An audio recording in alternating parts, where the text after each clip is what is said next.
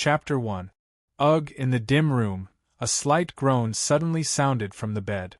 A moment later, a thin and weak shadow sat up from the bed and staggered to get up. He supported himself on the bed and staggered out of the room. After a few turns, he went to the balcony. He frowned and took out the cigarette that he had just picked up. He skillfully put a cigarette in his mouth and was lost in thought. After an unknown period of time, as the black shadow trembled, a curse sounded. TMD. I actually transmigrated. Using the flickering light of the cigarette butt and the faint moonlight outside the window, a boy with short hair stood naked on the balcony, looking at the unfamiliar yet familiar street outside the balcony with a conflicted expression. Damn it! He cursed again and threw away the cigarette, but that was about to burn out. He turned on the light and poured himself a glass of water. He sat at the dining table and began to organize the memory of this body. His father was from China and came to Japan with the tide of reform and opening up. He had already passed away. His mother, Eriko Ito, was a witch who helped his grandfather take care of the family shrine. He had two sisters. The eldest sister, Suzu Ito, was 24 years old. She had graduated from college 2 years ago and was a small supervisor in a company. The second sister, Rita Ito, was 18 years old. She was a senior high student in a private high school. She was excellent in both moral and academic performance. In contrast, this body was also a senior high school student. Because his father died early and he was in his rebellious period, he had the attitude of a Japanese biker gang. He entangled a group of friends to fight around the school and collect protection fees. What is this? A bastard? Seito, this was the name he started to use, muttered to himself while organizing the memory. His face was full of confusion. He took out another cigarette and lit it up irritably. His face was faintly discernible in the smoke. His left hand unconsciously tapped on the table and continued to organize the intermittent memory.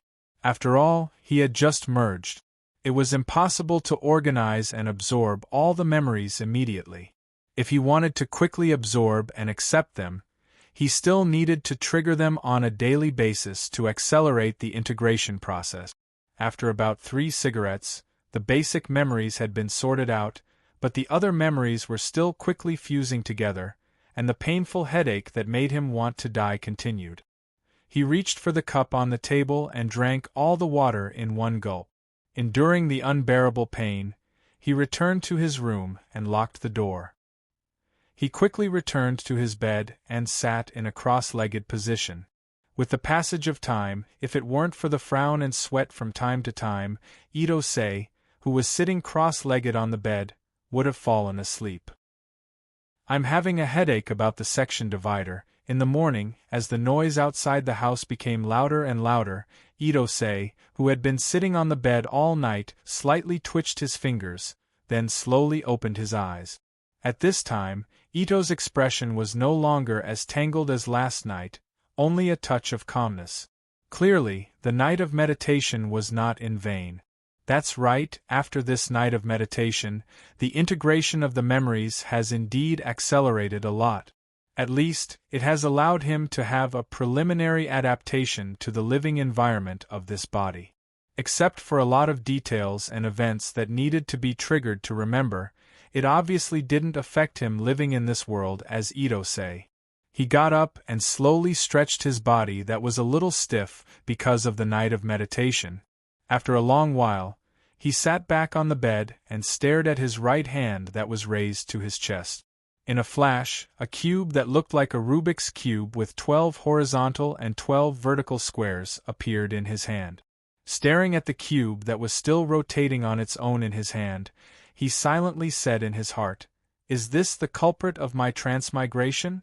Then, according to those novels, as something that came with me, what kind of miraculous ability do you have?" Just as Ito-sei's thought fell, the cube in his hand instantly lit up with a dazzling silver light, illuminating the whole room into a silver-white world. Almost in a moment, the silver light in the room shrank again, shrinking into a grain-sized silver-white light spot. In Ito-sei's slightly squinted eyes, it flashed and disappeared into his forehead.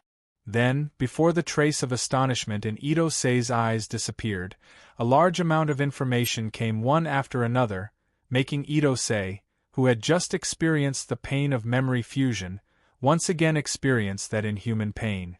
A humph, a low muffled groan unconsciously came out of Ito-sei's mouth.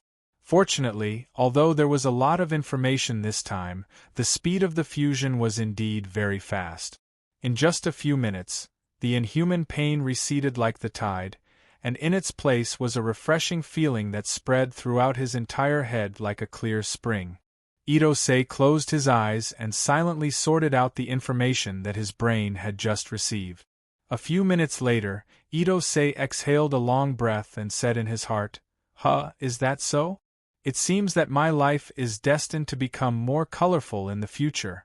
But Ito-sei got up, stretched out his hand, and opened the curtains on the side. Facing the new life, he opened his arms and smiled silently. "But I like it." Turning around, he opened the door and walked towards the living room.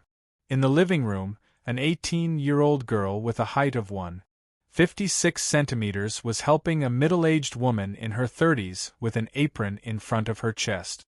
She had a slim figure and a heroic spirit between her eyebrows. She was carrying the dishes to the table. She also heard the sound of Ito-sei opening the door. She looked up at Ito-sei, who was walking down the stairs. Her eyebrows slightly wrinkled, but she didn't respond and put the manual ceramic bowl on the table, then turned around and continued to help the middle-aged woman serve the dishes. "It's Ah-cheng, go wash your hands, the meal will be ready soon." The middle-aged woman looked up at Ito-sei, who had already walked into the living room, and said softly, "Got it." Ito-sei used the tone in his memory and agreed. He looked at the girl who didn't speak, that is, his second sister Ito-reina, and walked towards the washroom. Not long after, with another sound, a beautiful woman with a height of about 160 meters walked down. She was wearing a gray suit with a white shirt inside, revealing a large lace belt, a gray business suit, and a pair of black stockings wrapped around a pair of straight legs that were rare in Japan. She was wearing a pair of wire-rimmed glasses. "Mother, Reina, good morning." The woman smiled and greeted. "Good morning, Rin." "Good morning, elder sister." The two nodded and smiled back. P.S. Hey, I haven't written for too long. The writing style that I practiced before has been completely lost. It seems that it has become a bad writing style again. I can't even keep the 3K community depressing. But I believe in my ability. I will definitely be able to practice again in the future. Please support me. P.S. Abominable telecommunications, abominable network failure. If it weren't for it, I really wouldn't have the determination to write. Although I have been thinking for a long time, I still wasn't satisfied with the settings. I wasn't afraid that I wouldn't have the motivation to write in the end. I wrote it according to the most satisfactory setting. P.S. Well, the sun is coming out. Chapter 2. After the three of them put all the breakfast on the table and found their own place to sit down, Ito-sei slowly walked out of the washroom. His elder sister, Rin Ito, who had just come down and didn't see Ito Misaki, frowned slightly when she saw him. Then she smiled and greeted him. "Misaki, it's time for dinner." "Good, good." Ito-sei nodded casually, went to the table, pulled out the nearest stool and sat down. Seeing that the whole family was seated, Eriko Ito took the lead to do the Japanese dining etiquette. "I'm going to start eating." During the meal, his mother Eriko, his elder sister, and his second elder sister were having a friendly conversation. Ito-sei, who had just fused with his memories and didn't have any memory of what they talked about during the meal, just ate silently while listening carefully, hoping to stimulate more memories from their conversation. More than 10 minutes later, the eldest sister stood up first. "I'm full. I have to go to work. Otherwise, I won't be able to catch the bus. Be careful on the road." Eriko Ito nodded and whispered, "Got it." After putting the tableware she had used into the sink, she took the leather bag on the sofa in the living room and went to the entrance. She put on a pair of black high-heeled boots and opened the door, shouting without looking back, "I'm leaving. Be careful." Bang! The door closed. "You two are leaving too, right?" Eriko looked up at the clock in the living room and asked. "Yes." Second sister Reina nodded. Seeing Eriko looking at him again, Ito Minari also nodded silently. "Then, this is your pocket money for today. Spend it wisely." Eriko got up and took out a few 1,000 yen bills from the pocket of a red trench coat on the hanger at the entrance and gave it to the two of them. "Only this much?" Ito-sei subconsciously said when he took the money. This wasn't Ito-sei's consciousness at all, but his body said it instinctively when he took the money. Ito-sei frowned and thought to himself, "It seems that this is the effect of this body's memories." Obviously, Eriko seemed to be used to Ito Osari's complaints. She just glanced at Ito Osari indifferently, then walked back to her seat and continued to eat without saying anything. "I'm full." Ito Rina put down the bowl in his hand and stood up. Then, she picked up the bowl on the table and placed it in the sink in the kitchen. Like Big Sister, she picked up the bag on the sofa and walked towards the entrance. A moment later, she disappeared from sight with the sound of the door opening. "Then I'm leaving too." Seeing that only he and his mother Eriko were left in the room, Ito-sei felt a little uncomfortable. After all, as a guy who had transmigrated, this was the first time he was facing the biological mother of this body. He did not have any good feelings about this body. His attitude was like that of a thief, which made him feel a little uncomfortable. After finishing the food in the bowl in a few bites, he threw the tableware into the sink, picked up the bag on the sofa, put on his shoes, and ran out. Watching Ito-sei disappear from her sight, his mother, Eriko, frowned in confusion. "Today's Sei-sei seems a little different. I'm mother's line of sight. It's really uncomfortable." Ito-sei walked slowly to the side of the station and thought. Looking at his second sister Rina, who completely ignored him, Ito-sei did not want to look for trouble, so he thought about his own matters. 2,000 yen, it seems that besides buying lunch, I can't do anything else. And with the amount of food the Japanese eat, it seems that the following days, I will have to live a life of hunger and hunger. He leaned against the pillar of the station next to him, closed his eyes and began to carefully sort out the information given to him by the cube. The cube is called Rubik's Cube for short. It is a super-dimensional universe creation. As for why it appeared on Earth, it is completely unknown. As for how he got it, it was completely a coincidence. The main function of the Rubik's Cube is to search the world. The world he lives in, that is, all the dimensional worlds around the Earth with the Earth as the center, and enter them, collect all the material and non-material resources needed by the owner of the Rubik's Cube, and use these resources to build their own superpower of the world and rules inside the Rubik's Cube. Of course, it is not limited to the Earth, as long as it is in the surrounding dimensions of the universe, but obviously, Ito-sei is only a resident of the Earth, and he does not have the ability to support the energy needed to search. As for the energy used to support the operation of the Rubik's Cube, it is the power of the world. The so-called power of the world is a strange energy that will overflow in the process of any universe and planet with life.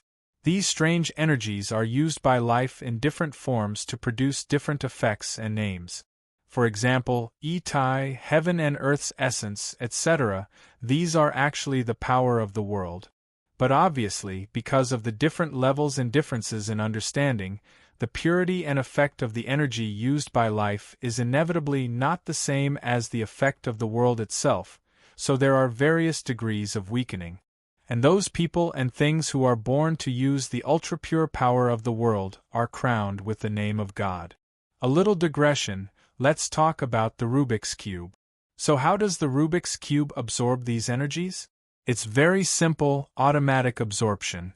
But obviously, if it only relies on automatic absorption, the amount of energy absorbed will not be enough to do anything, so the second way appears.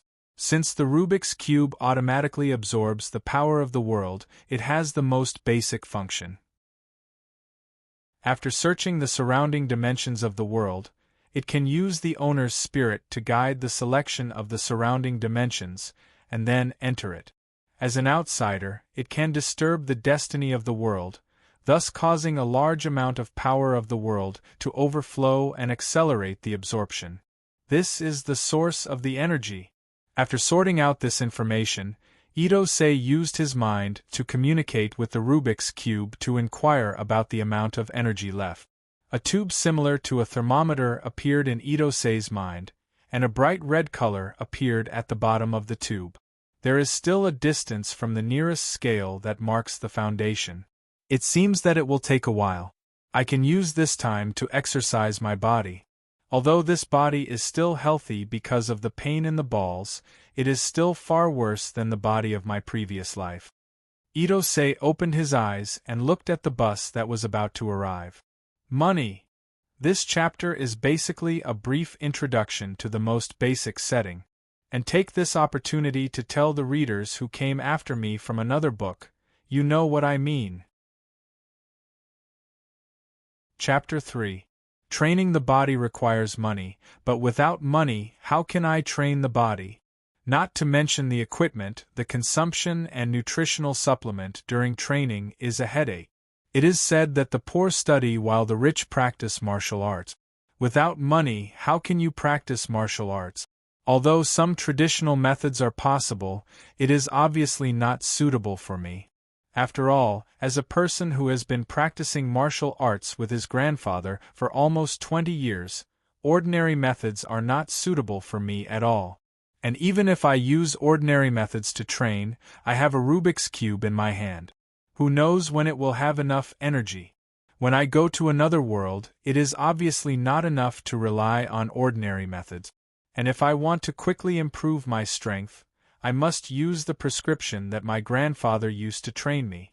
Although I don't know the price of Chinese medicine in Japan, it is certainly not something that can be done with pocket money. So in the end, it is still about money. Ito-sei glanced at his second sister, Ito-reina, who is not far away. Borrow money from her? Definitely not. Although it has only been less than a day since I transmigrated, but from Reina's attitude towards me during breakfast, I know that she is definitely not a good person.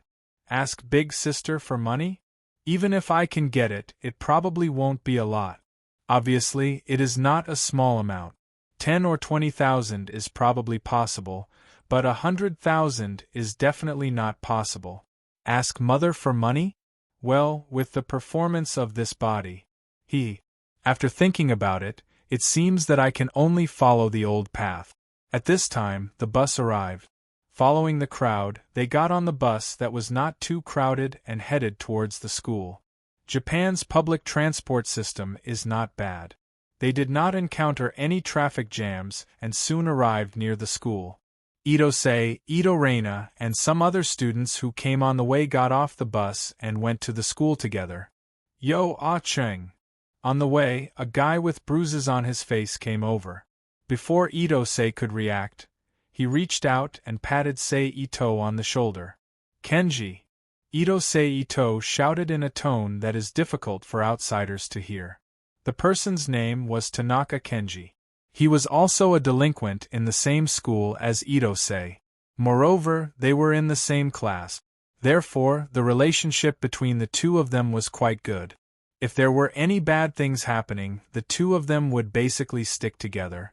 Thinking of this, Sei Ito's eyes lit up. It was like a drowsy person meeting a pillow. Wasn't the money coming? Ah-cheng, you don't look too bad. Looks like you didn't get hurt yesterday. Tanaka Kenji looked at Sei Ito from head to toe. Not injured my ass, Sei Ito said angrily. Speaking of the fight yesterday, Sei Ito recalled what happened yesterday. The cause of the fight was a mess. When Sei Ito, Tanaka Kenji, and a few other guys were hanging out outside the school, they met a few pretty girls. They were all young and flirtatious. Sei Ito and the others immediately had other ideas and took action. However, he didn't expect that this operation would cause trouble. Those girls actually had companions, and they were all men. Moreover, they were all youths from the underworld and had drunk some alcohol. Now, under the influence of alcohol, the two groups of people directly started fighting. Fortunately, although those guys were slackers, they were somewhat sluggish and slow because of the alcohol. In addition, Seito and the others were all young men. The two groups of people were evenly matched. However, Ito Seiji was the unlucky one. He was hit on the head by one of the girls and fainted. Fortunately, he fainted and didn't suffer any physical injuries, so he didn't have to come out with a mark on his head. But because of this, Ito Seito became Ito Seito. By the way, Kenji, do you still have money in your hands? Seito sorted out his emotions and asked. In Seito's memory, Tanaka Kenji still had some money in his hands. He didn't dare to say how much, but at least tens of thousands. Why? Do you need money for something? Tanaka Kenji asked in surprise. As he spoke, he dug in his pocket and a handful of gray-green bills appeared in his hand. Tanaka Kenji counted that there were about 16,000 yuan in total. I need money recently, and I don't want to wait for next month's protection fee, so I plan to look for you, Yamazaki, and Oda to raise some money. Seito looked at the money in Kenji's hand and nodded. Then I'll lend you this 15,000, I'll keep 1,000. You see, I'll lend you all the money. That's enough, right? Kenji happily took out 1,000 yen from his hand, and then stuffed the rest of the money into Seito's hand. Thank you, Seito said with some emotion. He thought to himself, this body seems to have one or two friends worth making. After borrowing the money, Seito felt a lot better. The two began to talk about boring topics as usual, while admiring the scenery of Japan under the skirts of female high school students. To be honest, there are really few beautiful legs among Japanese high school girls. A day passed quickly. The curriculum of Japanese high school was really easy compared to China. Basically, all the classes were finished around 3 to 4 p.m. After that, more than an hour was for club activities. As a member of the home club, Seito certainly wouldn't join any clubs. He took more than 80,000 yen from several friends and took the subway to a famous Chinese medicine shop near Tokyo. Although Japan also has a Chinatown, Tokyo doesn't have one. If you want to buy medicine, you can only go to the nearby big medicine shop. Chinese medicine is still very prosperous in Japan. At least you can use your mobile phone to search for a lot on Yahoo. After about 2 to 3 hours, Seito finally bought the medicinal materials he wanted to buy. Among them, Chinese medicine was easy to buy. The Chinese medicine shop basically had it, so it was easy to buy it. Even if it didn't have it, it didn't matter. After all, what he needed now was basic medicinal materials. They didn't need to be particularly expensive. When he needed it, he just went to Chinatown to buy it. But one of the snake venoms was really difficult to buy. He went to a lot of shops to buy it. He used a big bag to pack all the medicinal materials he bought and rushed home. When he got home, it was already around 6 p.m. It was obviously past dinner time. As soon as he entered the door, he saw his mother, Eriko, sitting on the sofa in the living room watching TV. You're back. Eriko looked at Seito. I'm back. Seito nodded and walked in with the bag. What's that? Eriko got up and came to Seito's side, intending to help Seito carry it. Chinese medicine. Seito didn't let Eriko take it. Eriko didn't care. Why did you buy these? She just looked at her son, Seito, curiously. In her memory, her son has never bought these things. Even when he was injured in a fight, he didn't buy these. It's useful. Seito didn't want to say more. After all, it was hard to explain. Moreover, this was more in line with his memory. Well, I won't ask. You haven't eaten yet, right? I'll go heat it up for you. Eriko didn't pursue the matter. Those things indeed emitted the smell of Chinese medicine, so she wasn't worried. Okay. Seito nodded and walked to his room. Eriko looked at Seito's back as he disappeared. She frowned and turned to the kitchen to heat up the meal. Being decisive in daily life was my weakness. I was still more used to fighting. Chapter 4. After dinner, Ito-sei first moved his body according to the routine taught by the old man in his memory. When it was about time and the other 3 women had finished bathing, he took the medicine and snake venom mixed in the room and went to the bathroom.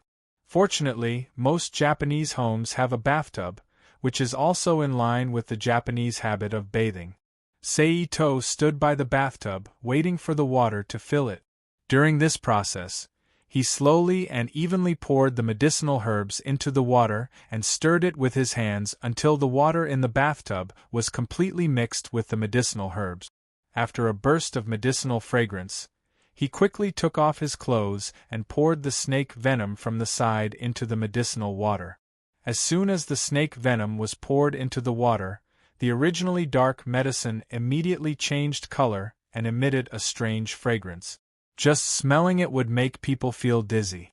Seito didn't care about this and directly stepped into the water and submerged his whole body in the water, only his head was exposed. In an instant, a burst of numbness hit his whole body, as if thousands of ants were crawling on his body and tearing at the medicine, making him feel like he was better off dead. Seito saw that the medicine was beginning to take effect, so he resisted the feeling of being better off dead and forced himself to calm down. According to the breathing method taught by the old man, he strengthened his body. With the change in his breathing method, the unbearable pain seemed to be gradually away.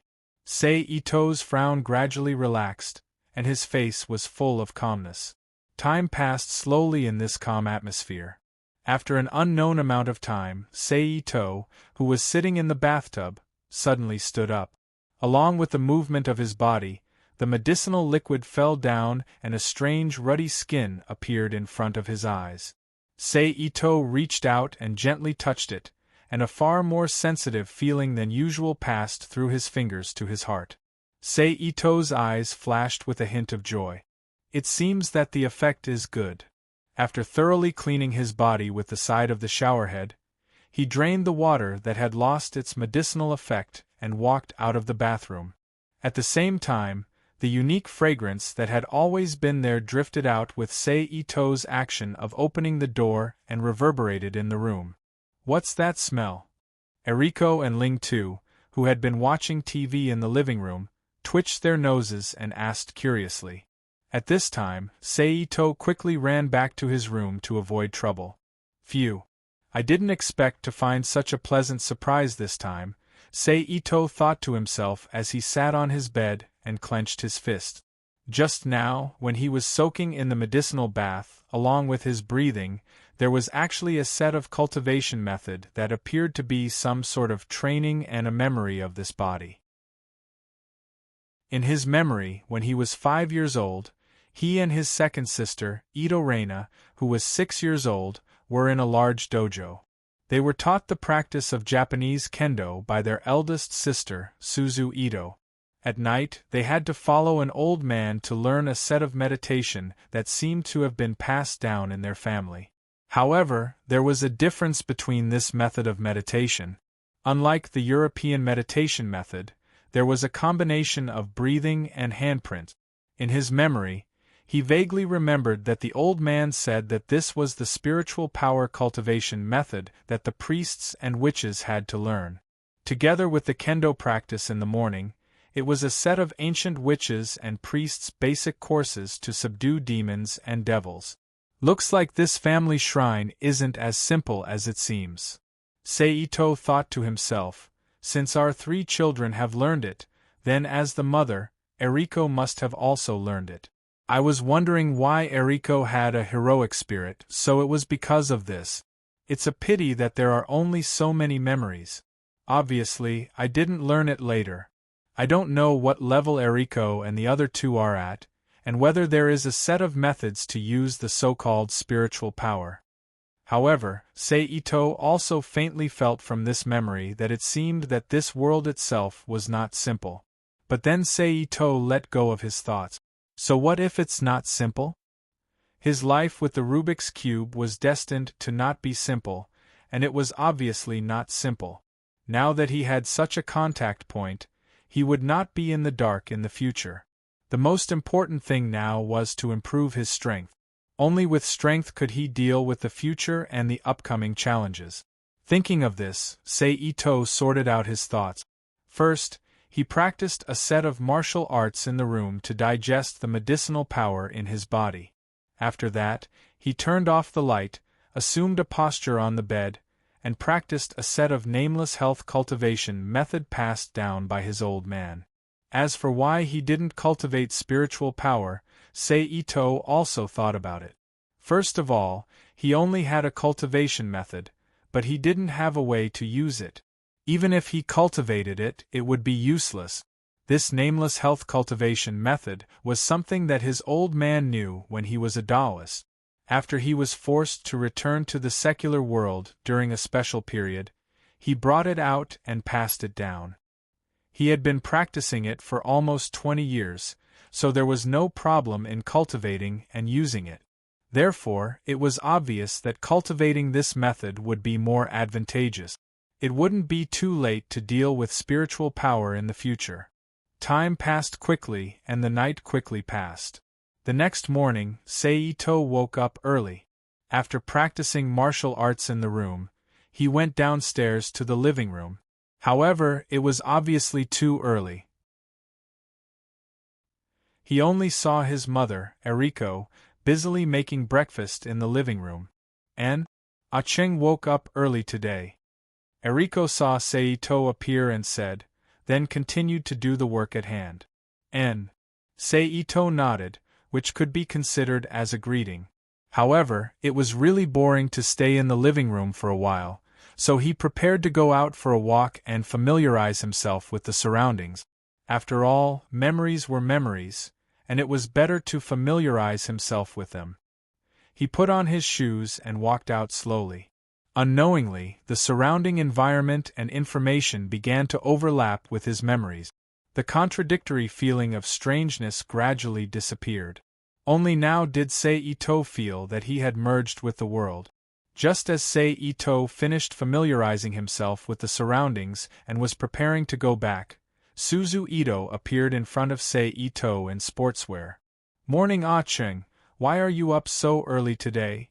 Suzu Ito ran in front of Seito and said as she walked. It's nothing, I went to bed early last night. Seito waited until Suzu Ito walked to his side and followed her home. Is that so? I feel that Ah-cheng has changed since yesterday. Suzu Ito turned her head with some doubts and looked at Seito seriously. Is that so? Seito's heart tightened and then relaxed. He knew that after all, he was a transmigrator. Even if he acted according to his memories, after all, they were two different consciousnesses, two different mentalities, and there would always be subtle differences. Especially when he knew that Suzu Ito might also be a capable person with a particularly keen sense of perception. But then he was relieved.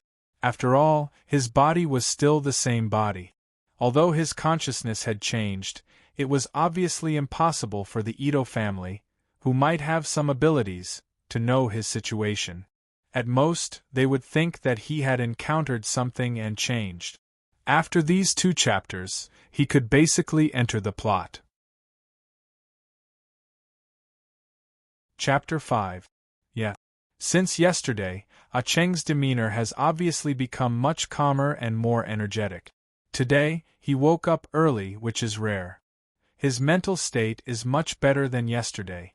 That's why I said that Ah-cheng has changed, Suzu Ito said softly as she walked, glancing at Seito from time to time. After hearing this, Seito's whole body suddenly heated up, and a gush of cold sweat appeared. Seito really didn't realize that Suzu Ito's observation skills were so meticulous. This was only under the circumstance that they met less than 3 or 4 times in the past 2 days, and the contact time was less than half an hour. As his mother, Eriko, who was obviously more familiar with him, probably also noticed it long ago. As a mother, she just pretended that there was nothing wrong with her child and didn't express it clearly. Hee, maybe there's some change, Seito replied absent-mindedly. However, this state made Suzu Ito feel that her little brother must have encountered something. Although her little brother was usually very rebellious, he was still her little brother. As an elder sister, of course, she had to care about him. If there's anything, you can tell me, Suzu Ito said in a serious tone. Got it. It's okay. If there's something, I'll tell you. Seito also heard the seriousness in Suzu Ito's tone, and replied with a rare seriousness. Okay. Seeing that Seito didn't say anything, Suzu Ito didn't pursue the matter. After all, he had grown up and had to have some secret. She raised her hand to look at the time and said, "Let's go back." Okay. Suzu Ito took the lead and jogged slowly in the direction of home. Breakfast was very harmonious. At least, Seito felt that perhaps because of the conversation with Suzu Ito in the morning, he might have somewhat accepted this family, which was why he felt this way. After dinner, the eldest sister, Suzu Ito, left first. Then, the mother, Eriko, gave the two of them today's pocket money, and the two of them went to school together. The days passed quickly between Seito's school and home. In the blink of an eye, more than a week had passed. That night, when Seito finished practicing his fist technique and was about to go to sleep, the Rubik's Cube that had been in his body suddenly came out of his body and appeared in front of Seito's eyes, emitting a soft and bright silver light. This is the energy charged to the standard? Ito-sei was stunned at first, and then he reacted and said to himself. After using his consciousness to sense the energy scale, Seito knew that his first adventure was about to begin. Do you want to start scanning the surrounding dimensional world? A strange message appeared in Seito's mind. Let's start. As soon as he finished speaking, a ripple that was invisible to the naked eye shot out from the Rubik's Cube. With the Rubik's Cube as the origin, the ripple broke through the atmosphere almost instantly, but it was obviously not enough. When the second ripple appeared, it only reached the inner part of the Earth. The third ripple only covered Asia, and the fourth ripple covered all of East Asia until it was fixed in this range. About 10 minutes later, another strange message appeared in Seito's mind. Scanning complete. Due to insufficient energy, only the dimensional world within 35 million square kilometers with the user as the center was scanned. Found 163 complete dimensional worlds, 133 half-dimensional worlds, and 16 special spaces. Please select the world you want to enter. Explain the complete dimensional worlds, half-dimensional worlds, and special spaces. Seito asked in his mind. Complete dimensional worlds are worlds that have complete or relatively complete laws, worldviews, and their own histories and lives. Half-dimensional worlds are worlds that are attached to the main world. They are man-made and naturally formed worlds that can be used by humans. Special spaces are spaces that have one or more laws hidden under the main world. They can be captured and used to create half-dimensional worlds or space items. Half-dimensional worlds. Seito looked at the information that appeared in his mind and couldn't help but ponder. A complete dimensional world could be understood as a world and could be used as the main source to absorb the power of the world. Then, what about half-dimensional worlds? From the information, it could be known that they were man-made or natural and could be used by humans. In other words, they were not worlds, but there were definitely people there. What could they be? As for the last special space, it was already very clear. It seems that there are a lot of hidden things in this world. Half-dimensional worlds. Seito immediately put away his thoughts. Half-dimensional worlds and half-dimensional worlds had nothing to do with him now. His main goal was those complete dimensional worlds. However, there was one more thing to do before going to those worlds. Can you capture a special space and make it into a storage space? Thinking of the storage space in those novels, Seito immediately asked. Yes. Capture. Begin capture. Another ripple spread out. In just a moment, the space in front of Sei Ito shook like water waves, as if something was about to break through. Sei Ito was so scared that he quickly took a few steps back. Fortunately, at this moment, the space shook and calmed down. At the same time, a message appeared in his mind. Capture complete. Creation complete. Energy consumption, 0. 1 tick few. Ito-sei heaved a sigh of relief when he saw the message. Then, he became excited. This was something that only existed in novels. Ito-sei couldn't wait to operate according to the message in his mind. He put away the pillow on the bed, put it away, put it away, put it away, put it away. After playing with it, Sei Ito remembered that there was still something to do. He thought to himself, begin to choose a dimensional world. Due to the low spiritual strength of the user, do you need to match the world according to the user's ability? What standard does this world match according to? Sei Ito was a little confused. He was going to an unknown world. Who knew what dangers there would be? It was better to ask clearly. Based on the user's ability, the average ability of the world's residents is 1 to 2 levels higher than the user. Oh, so that means if my spiritual strength is enough, I can choose the world myself? Sei Ito obviously didn't pay attention to the words, average ability of residents, in the message. Yes. How do I improve my spiritual strength? Sei Ito thought to himself. It was better to be able to choose than to be randomly selected.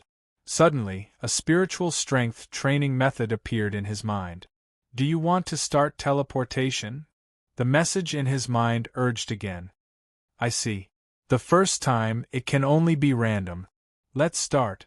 Sei Ito quickly took out a dagger from the corner of the room and put it in the space.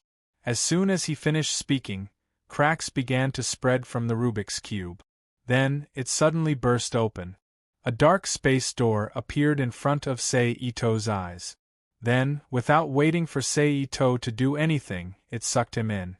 Finally, the entire space slowly recovered after Sei Ito disappeared. Chapter 6. In the long, dark tunnel, a stream of light flashed by at an extremely fast speed, causing ripples in the void. A moment later, a spot of light appeared, and the stream of light accelerated again. It reached the spot of light at a speed that was not visible to the naked eye and melted into the spot of light. Phew, this feeling is really uncomfortable. In a dark corner, Sei Ito appeared there in his home clothes. He reached out his hand to support himself against the wall and shook his head vigorously, trying to get rid of the dizziness and nausea. However, before he could finish, he felt a strange energy suddenly appear in his body. It spread throughout his entire body and changed his body slightly. Following the appearance of this energy, the dizziness and nausea that he originally felt gradually disappeared, and he felt refreshed and energized. What's more, because of the short period of time, the weak qi in his body had also become stronger. Furthermore, there was an energy that was clearly different from the qi cultivated by the life force cultivation method being born in his body. This is... Sei Ito felt the changes in his body and immediately closed his eyes to feel the changes in his body.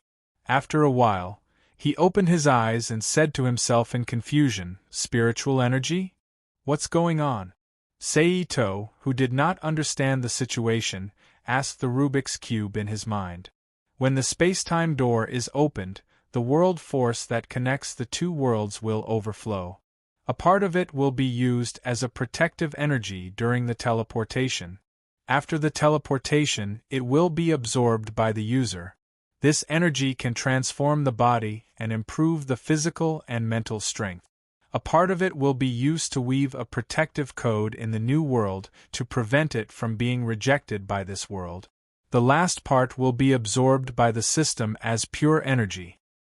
It seems that the heat flow just now was the remaining power of the world. The new power is probably the spiritual power that was stimulated. Although I haven't practiced it, it's obvious that I have. Even if it's weak, it's still there.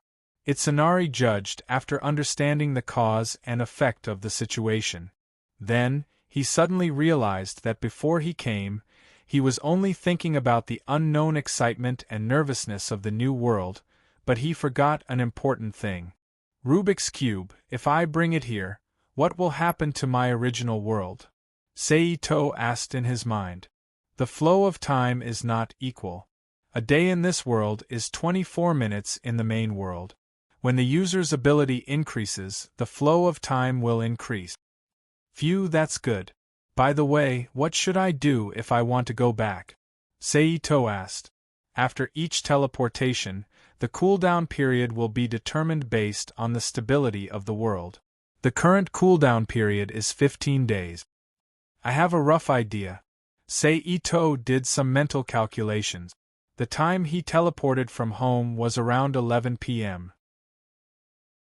Based on the current 24 minutes a day, it would be morning when he returned home after 15 days. After answering these questions, Seito realized that he really didn't know what to do. What should I do? The psyche continued. Do as you please. Seito said jokingly, Hee, I can do whatever I want. Can I also kill people? Yes. Seito's smiling face froze as the same cold and emotionless message suddenly appeared in his mind. Sure enough, I can do whatever I want. Seito muttered to himself with a stiff expression.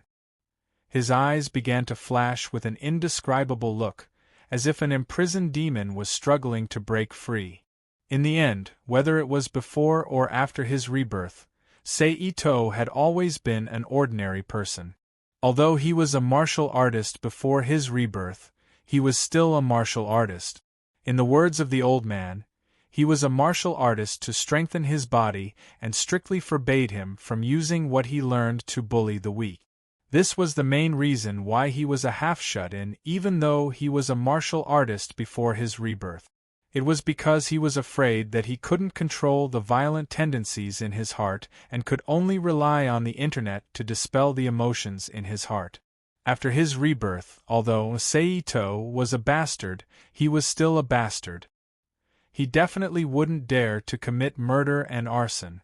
Moreover, because of the fusion, the impulse in his heart had strengthened. However, because of the existence of the Rubik's Cube and the possible challenges that might appear, he suppressed it. This was also the reason why Seito was so active in his cultivation during that time. Now, because he was in an unknown world, and because of the Rubik's Cube's questions and answers, the suppressed demon in Seito's heart was drawn out. Fortunately, Seito was still rational. He knew that he couldn't really kill someone to test whether it was real or not, so he could only take a deep breath to calm his emotions. Even so, it doesn't seem like I can get much of the world's power, right? Is there any way to quickly get the world's power? Seito continued to ask after calming down. Yes, kill the world's beloved person or destroy the world's original script. What is the world's beloved person and the world's script? Seito asked in confusion. The world's beloved person is the person who is favored by the world. Their body carries a large amount of world's power. In the words of the user's heart, they are called the child of destiny or protagonist. The world's script is the established rules of the world, and it usually unfolds around the protagonist. Damn, isn't this the same as the villains in the stories? Seito couldn't help but grumble after reading the explanation. The Rubik's Cube didn't answer, but that was what it meant. Then how do I know who the world's protagonist is? Seito saw that there was no response, so he continued to ask. Do you want to search for the world's beloved person? Let's search, Ito Seiji said gloomily. Search begins. A radar-like invisible ripple spread out rapidly with Seito as the center. It disappeared almost instantly from Seito's eyes. A moment later, a message reappeared in Seito's mind. Search complete. Then, a map-like image appeared in Seito's mind. Two bright spots, one red and one green, moved on the map. The green dot represented Seito himself, and the red dot represented the world's protagonist. Of course, there were more than just the green and red dots on the map. There were more than 10 yellow and blue dots on the map. These represented the world's favored people who weren't as important as the red dot. Let's understand this world first. Then, I'll find out who the so-called protagonist is before I start my journey. Seito sighed and tidied up his clothes. Then, he walked out of the dark corner and disappeared into the crowd. Guess what world this is? Chapter 7. At this moment, Seito was sitting in an internet cafe, browsing the news of this world. As for the problem of money, after discovering that this world was still using Japanese as a language, he just needed to find a few hoodlums in the streets and alleys to solve the problem of money. Although the recovery training time was very short, the experience was there. Moreover, he had just strengthened his body. It was obviously not something that the weak bodies of this world's natives could contend against. After a simple browsing, he discovered that this world's history and development had not changed much. Even if there were changes, it was only minor details that did not affect the wheel of history. Therefore, this world was generally the same as the main world, although he felt that this world's martial arts atmosphere was stronger. After understanding the general situation of this world, although it was only on the surface, it was still the same as the main world. At least it meant that there was no need to deliberately change anything here, which was a lot more convenient.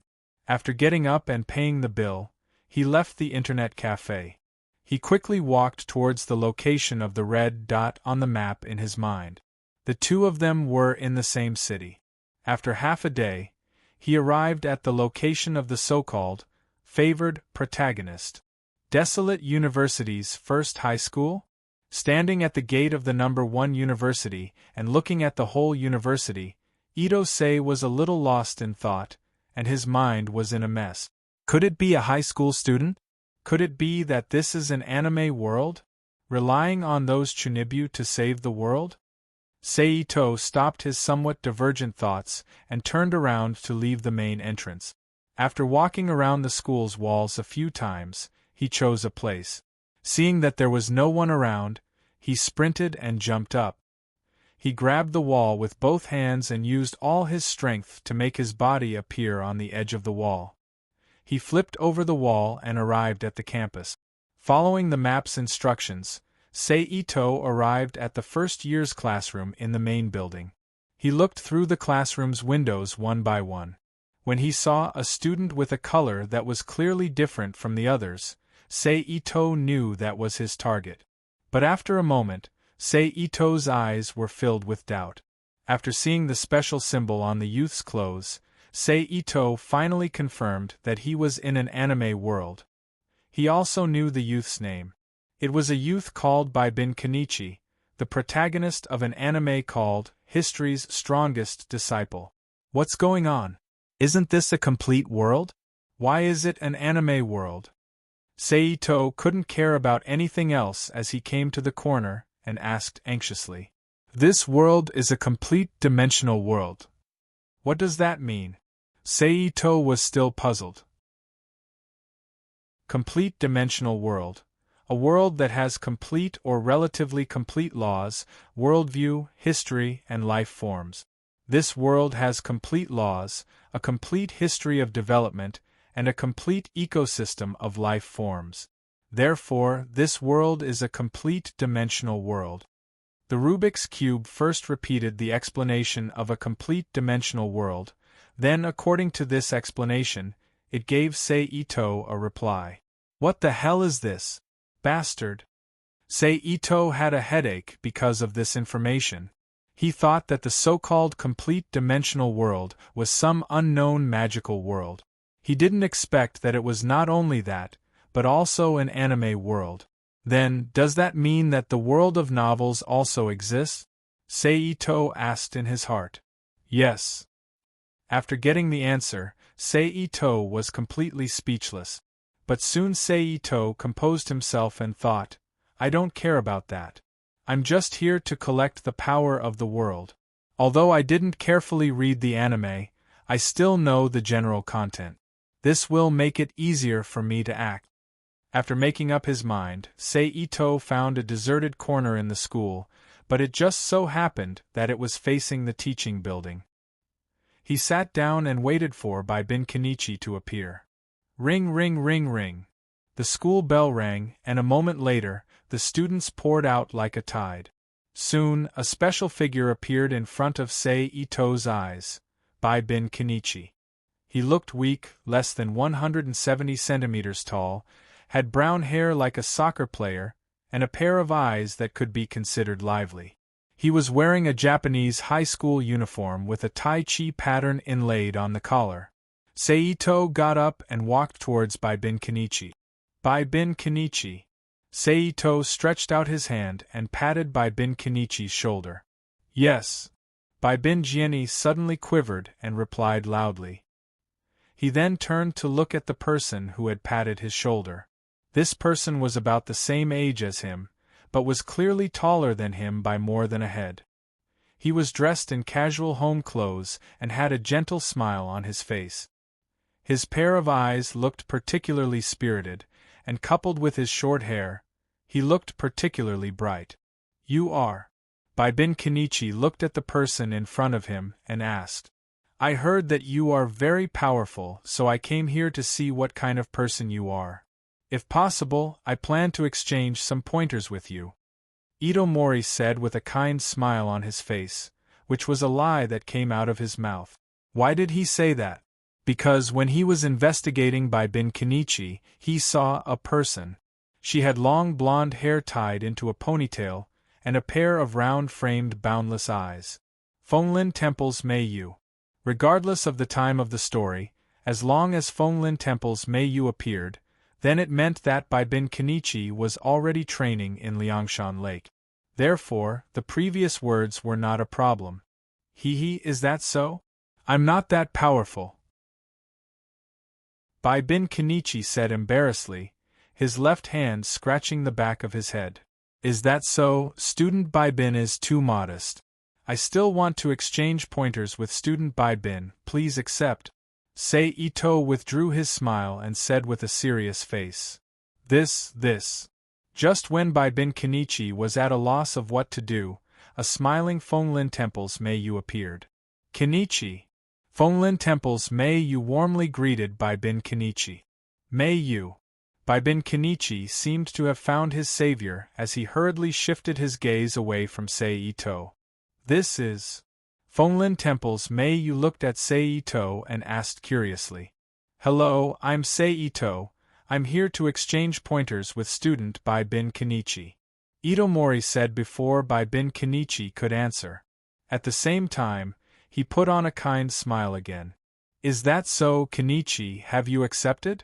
Fonglin Temple's Meiyu turned her head to look at Bin Kenichi and asked with surprise. No, not yet. Bin Kenichi did not know what to do. He knew his own situation, although he had already started training with his master, but when it came to real martial arts, he did not seem to have learned anything.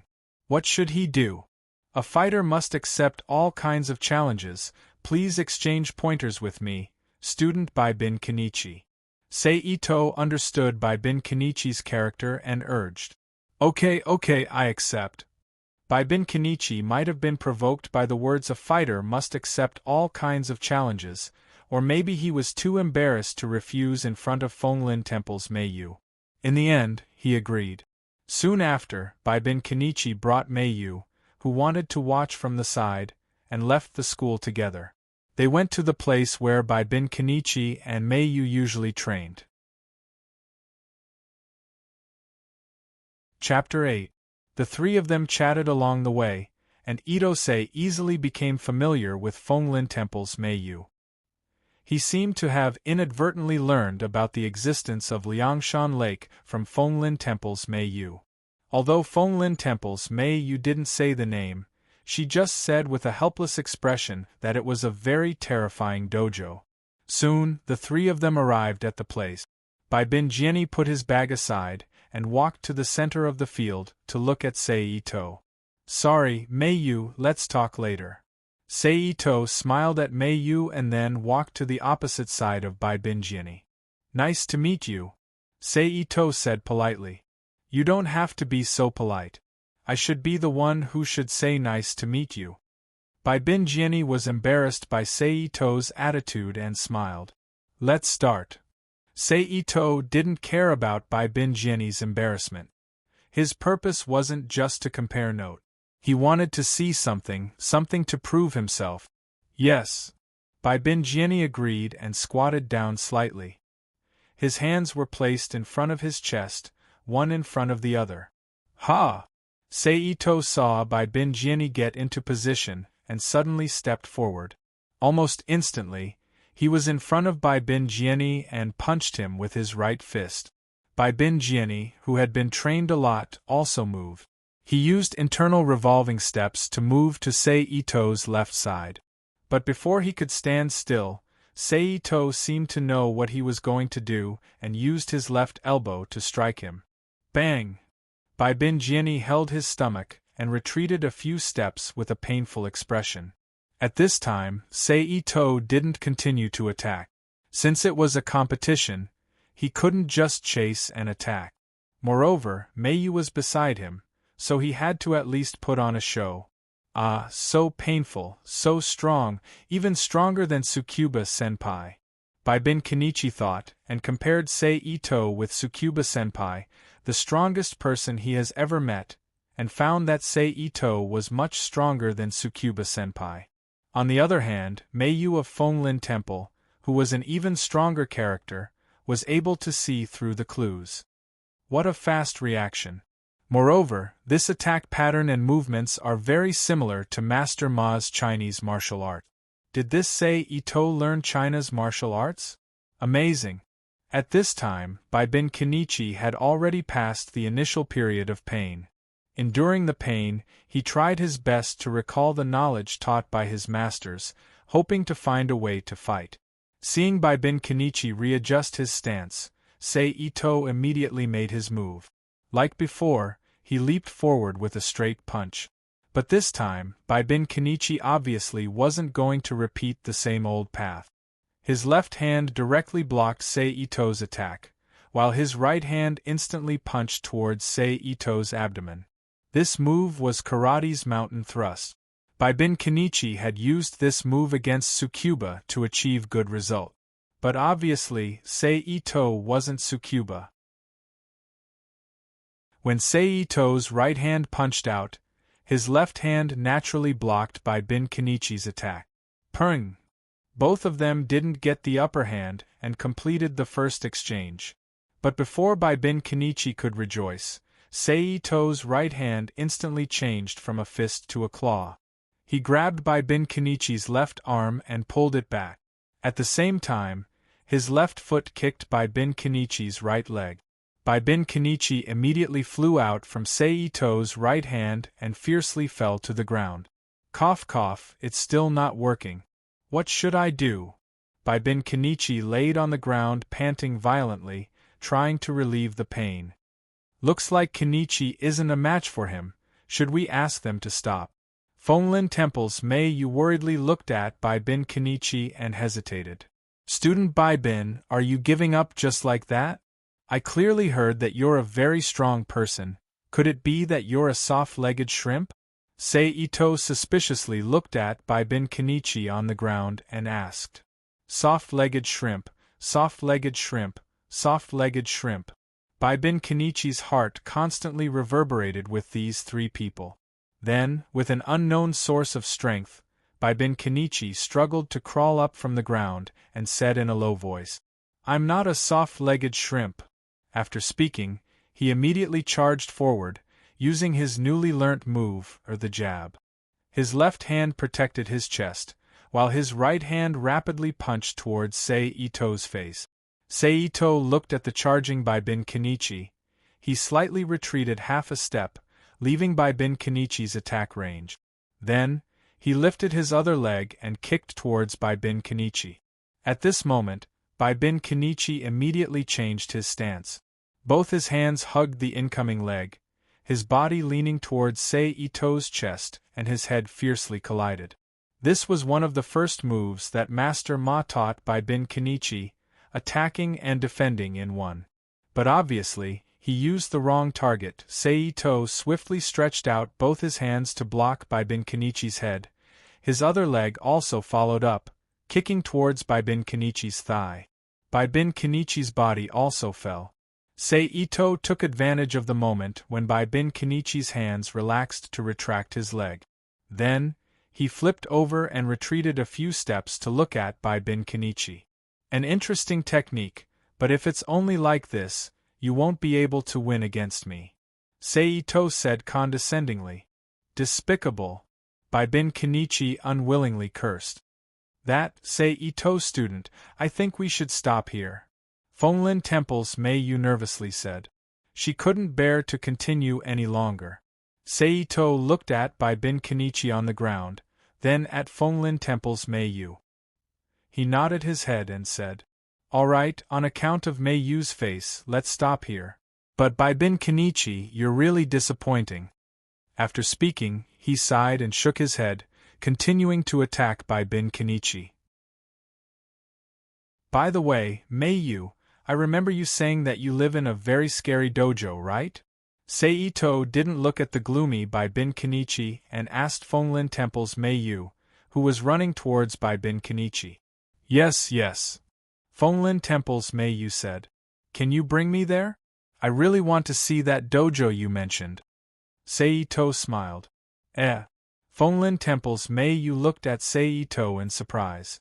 Even the gloomy Bai Bin Kenichi raised his head and looked at Sei Ito in surprise. Can't I? Sei Ito asked doubtfully. You can, but… Fenglin Temple's Mei Yu didn't know what to say. Bai Bin Jinni said, You have to think about it carefully. That place is definitely hell, definitely. Hee. Fenglin Temple's Mei Yu could only laugh awkwardly, not knowing what to say. It's okay. Sei Ito shook his head and insisted. All right. Fenglin Temple nodded. She pulled Bai Bin Kenichi and the other two and started walking towards Liangshan Lake. Along the way, Bai Bin Kenichi was silent. At this time, Sei Ito finally had the mood to feel the Rubik's Cube in his body. He wanted to see if the battle just now had confirmed his guess. Discovered a godly drama, Shinjuku Swan the male lead's painful declaration. Chapter 9. Sure enough, the energy has really increased. Sei Ito sensed the energy in the Rubik's Cube. Although it was weak, it did increase. This confirms Sei Ito's guess. The way to obtain energy doesn't necessarily have to kill the other party, it's also possible to fight with the other party. Since this was confirmed, then the so-called breaking fate doesn't necessarily have to be done by force. It's very likely that if he can influence the other party, it's also possible to make the other party change. This is also why Sei Ito blatantly lied to challenge Bai Bin Jinni. After all, as a young man who grew up in a harmonious society, it's impossible for him to be lawless. At this time, Bai Bin Jinni has already entered the eyes of those people in Liangshan Lake. Although it's easy to kill Bai Bin Jinni now, who knows if he'll still be alive the next day. Even Mei Yu from Fenglin Temple might be on par with her in his current situation. At this time, Sei Ito finally remembered what the so-called average resident ability means. The natives of this world might be very weak, but the hidden people of this world had high combat power. For example, those experts, any one of them could kill him in an instant. Obviously, they were not just 1 or 2 levels higher, but several levels higher. Therefore, on average, the residents of this world seemed to be only 1 or 2 levels higher than their abilities. This was completely leveling out the abilities of those experts. It seemed like they could do well in this world, but if they really thought that way, they wouldn't even know how they died. Thinking of this, Sei Ito's heart became even more vigilant. He mustn't ignore any information given by the Rubik's Cube. Sometimes these words can fool him to death. As for why he wants to go to Liangshan Lake, that's another consideration. Although he's a martial artist with a foundation, he's nothing compared to those experts. So whether it's for the sake of mixing well in this world or for his own future, entering Liangshan Lake, even if it's only for a few days in this world, getting pointers from those experts is obviously a very profitable business. Not to mention, many of the techniques and theories in this world are also extraordinary. The three of them quickly arrived at Liangshan Lake, while Ito Sei and Fenglin Temple's Mei Yu were chatting with each other and Bai Bin Kenichi was in the dark. Is this Liangshan Lake? Seito looked at the ancient wooden door in front of him in shock and whispered. Yes, please come this way. Mei Yu led Seito and Bai Bin Jiani through a side door. Why don't we go through the main door? Seito asked in confusion. That. Before Mei Yu could say anything, a man with a height of 2 meters suddenly appeared. He had bronze-colored skin, blue hair, and a white ribbon tied around his forehead. His muscles bulged, and he looked like a Muay Thai expert. Apacha! Oh, Mei Yu and Kenichi are back. And you also brought a newcomer? Katsuyuki Akiyuki, who was wearing a Japanese martial arts suit, also appeared in front of them and said with a smile. Is there a newcomer? The boorish man with a scar on his face said to Gueji Su. I didn't expect there to be a newcomer. A short man wearing a black bowler hat and green clothes, Ma Jianxing, appeared out of nowhere and said with a smile. At the same time, a sharp gaze fell on Seito. Ito Mori followed his line of sight and saw a woman with a long black ponytail, wearing a sexy red top and a very short waist. Shigeru Sando was standing on the side of the Trant looking at them. In an instant, Seito felt cold sweat dripping down his back. Sure enough, they are all masters. They appeared one by one without a sound, and left a deep impression. Hello, I am Seito, nice to meet you. Seito gathered his thoughts and politely greeted them. I heard from Bai Bin Jiani and Fenglin Temple that there is a powerful dojo here, so I wanted to come and take a look. Please excuse me. Very polite little brat. Katsuyuki Akiyuki said in a rough voice. Katsuyuki Akiyuki was still smiling, but Ma Jianxing looked at Seito from head to toe and said, Little brat, do you practice China's martial arts? Yes, I practice my family's martial arts. Seito nodded and admitted. Generally speaking, when one practiced martial arts for a long time, one's body and habits would reveal their characteristic. It wasn't strange for Ma Jianxing, who was known as a master, to see through it, but it would be strange if he didn't. Ma Jianxing didn't say anything after that, and the others also didn't say anything. They pulled Bai Bin Jiani to train. Only Mei Yu of Fenglin Temple brought Seito to the back of the dojo, where Bai Bin Jiani was training. Bai Bin Jiani is training very hard. Seito said to Mei Yu of Fenglin Temple as he drank the tea brewed by Mei Yu of Fenglin Temple. Bai Bin Jiani was undergoing strange training in the dojo. Yes, Jiani is working very hard. Mei Yu of Fenglin Temple looked at Bai Bin Jiani and nodded. Those masters also give off a strong feeling. Seito looked at the other masters and said, of course. The masters are all experts in their respective field. Mei Yu of Fenglin Temple nodded. I'm so envious of Bai Bin Jiani. With so many masters to guide him, his future achievements will definitely be great. Seito said with an envious expression. Mei Yu of Fenglin Temple didn't say anything. She only laughed and looked very happy. Mei Yu, are you still recruiting disciples? I also want to train here. Seito said to Mei Yu of Fenglin Temple with a serious expression. Oh? Kid, you also want to train here? The masters who already knew that Seito had competed with Bai Bin Jiani had been paying attention to Seito. Therefore, when Seito said that he also wanted to train here, and Igui of Fenglin Temple, who had appeared out of nowhere, directly said, Yes. Seito knew that victory or defeat would be decided by these few words. Therefore, he answered very seriously. The fee isn't low. Ma Jianxing ran out from the side and said with a smile. Well, although I don't have much money, I will try my best to gather the money for the tuition fee. Then I'll charge you 10,000 yuan first. Ma Jianxing instantly appeared in front of Sei Ito and rubbed his hands with a smile. Ito Sei searched his body and took out all the money in his pocket. There were about 10,000 yuan. He took out 10,000 yuan and handed it to Ma Jianxing. Good. From now on, you are a disciple of Liangshan Lake. Ma Jianxing announced. Hey hey! An Igui of Fenglin Temple shouted. New disciple.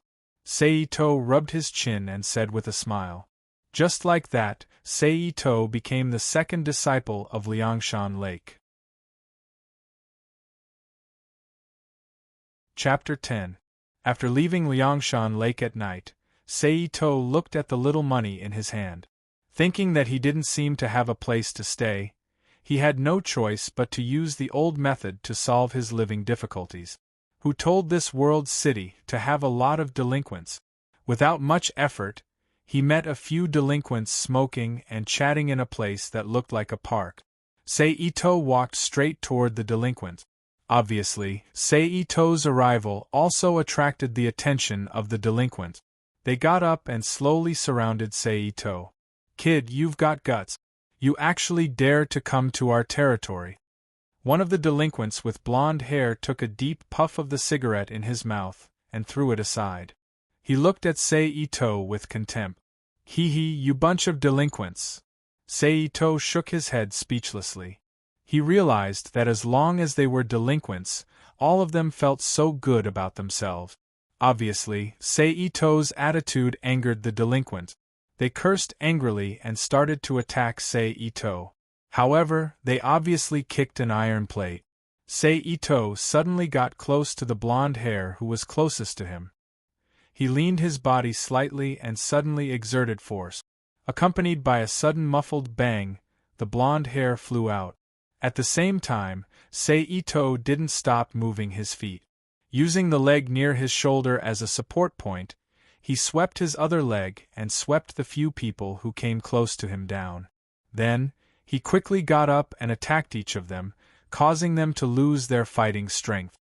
Okay, now let's talk. Seito clapped his hands and said to the few people, This is a robbery. Hand over your money. Several hoodlums groaned. Among them, the yellow-haired hoodlum glared at Itose and said in a serious tone, You will regret it. You will definitely regret messing with us, Ragnarok. So what? Now you are my meat. Well, don't talk so much nonsense. Hand over the money. Itose first teased the yellow-haired man with interest, and then said sternly. They had no choice but to take out all the money in their pockets and give it to Seito. Itose looked at the money in his hand and nodded. Finally, the problem of accommodation for the next few days was solved. As for Ragnarok, Itose thought for a while. It seemed that it was not a bad idea to let them find him. He remembered that the story at the beginning revolved around them and Bai Binjian. If, after making up his mind, Seito settled down in an inn near Liangshan Lake and began to cultivate. The night passed in silence.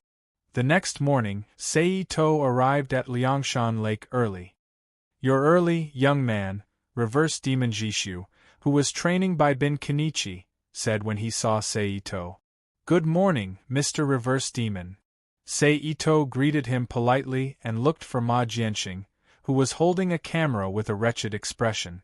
Seito's main teacher in Liangshan was Ma Jianxing. Good morning, Master Ma. Seito came to Ma Jianxing's side and greeted him respectfully. Oh, you're here. Ma Jianxing put away the small camera, stood up and said to Seito, I remember that you're practicing your family's martial arts, right? Yes, Master Ma. Seito nodded. Come and spar with me. Let's see how you're doing. Ma Jianxing nodded and gave out instructions. Yes. Itose immediately responded seriously, and at the same time, he got into a fighting posture. At this time, Bin Kenichi and Reverse Demon Jishu also stopped and prepared to watch the match or game. Of course, other people who had nothing to do came out one after another, such as Chiou-yu, Ah-cha, Shigeru Sanban, and Mei-yu of Fenglin Temple. You go. Ma Jianxing just stood there and said, yes. Sei-Ito responded and rushed out with a straight punch at Ma Jianxing. However, the gap between the two was obviously huge. Ma Jianxing barely moved and easily dodged. The next move was the same. No matter how Sei-Ito attacked, Ma Jianxing just dodged. Every time, he dodged by a hair's breadth, showing his superb martial arts skills. That's enough. Ma Jianxing quickly jumped back and dodged a distance. Yes, Master Ma. Sei-Ito stopped attacking and took a few deep breaths before saying, wow, so powerful. Bin Kenichi finally let out a sigh that had been suppressed in his heart for a long time. Yesterday, when he sparred with Sei-Ito, he didn't see anything, but today, after watching the match between Ma Jianxing and Master Sei-Ito, he realized how big the gap was. This made Bin Kenichi's weak heart feel hurt again. Well, not bad. Your foundation is very good and your martial arts intuition is also good. You also have a certain foundation in movement prediction. However, your body is very weak. I can see that you want to do a lot of movements but your body can't keep up. But forget it, overall, it's not bad. Ma Jianxing commented and saw through everything about Sei-Ito at a glance. He discovered Sei-Ito's biggest problem since his rebirth, his body. Although Sei-Ito also used medicinal baths to improve his body, it was obvious that the time was too short. It was already very good to achieve such result. Then let's start with training your body. Ma Jianxing nodded. Yes. Sei-Ito came here to seek training, so he readily agreed. Then let's start with the horse stance. As Ma Jianxing spoke, he arranged basic training for Sei-Ito. Although it was just basic training, the level of training in Liangshan Lake was obviously inhuman. Thus, Sei-Ito's days of suffering began. That's the new disciple? Elder Po of Liangshan Lake, the Fenglin Temple's falconer, who had returned at some point, looked at Sei-Ito who was training and asked Ma Jianxing. Yes. Ma Jianxing nodded in response. How is it? The Fenglin Temple's falconer asked. A guy who suddenly appeared, as if he had appeared out of thin air. Ma Jianxing knew what the Fenglin Temple's falconer was asking about Sei-Ito's character and information. As experts, they had various channels to find out what they wanted to know. Oh. The Fenglin Temple's falconer nodded and didn't say anything. He would just continue to observe in the future. In any case, as long as he was in Liangshan Lake, he wouldn't be able to cause any waves. But his quality is not bad. He would be a good training partner. Ma Jianxing let out a wretched smile at this moment. Hee. The Fenglin Temple's falconer also laughed unscrupulously. At this moment, Sei-Ito, who didn't know that he was being schemed against, was still persisting in his inhuman training. So little collection. Looks like I have to continue working hard. Chapter 11. Soon, the day's training was over. Ma Jianxing came over and said, well, let's call it a day. Yes, Mr. Ma. Sei-Ito sat down on the ground weakly after hearing Ma Jianxing's words. But then he remembered something and said to Ma Jianxing, who was about to leave, Mr. Ma, can I ask you for a favor? What is it? Ma Jianxing stopped and asked. Ito-sei struggled to get up, took the clothes aside, took out a piece of paper full of handwriting from his pocket, handed it to Ma Jianxing and said, can you help me find these medicinal materials, Master Ma? Ma Jianxing took the paper and looked at it carefully. His eyes lit up as he said, oh, it's not cheap. Don't worry, Mr. Ma. Money is not a problem. The paper contained the herbs needed for the medicinal bath. Of course, Ma Jianxing would not know the dosage. Some of the herbs were replaced with higher-grade ones. Sei-Ito knew that he could not get it for free. He planned to take action a few more times tonight. This was also in line with his plan. It was killing 2 birds with 1 stone. Well, that's good. Let me see. Ma Jianqing looked at the things written on the paper carefully and said, "It seems that many of them are poisonous." Sei To did not answer. He just smiled. Ma Jianqing did not mind. "Okay, you can come and get it tomorrow," Ma Jianqing said. "Thank you, Mr. Ma." Sei To bowed to Ma Jianqing. Then he sat cross-legged and practiced nameless vitality exercise with a special breathing method to recover his strength. "What's that?" Qiuyu, who had been reading a book, asked Ma Jianqing curiously as he sat next to him. "A bunch of herbs. I guess it's for the medicinal bath," Ma Jianqing replied casually. He was indeed a master of martial arts in China. He knew what these herbs were for as soon as he saw them. Although he could not infer the specific formula from the herbs, the effect should not be bad. Oh! Qiuyu's eyes lit up with curiosity. However, the person who made this prescription has a very good understanding of medicine. At the very least, he is an expert.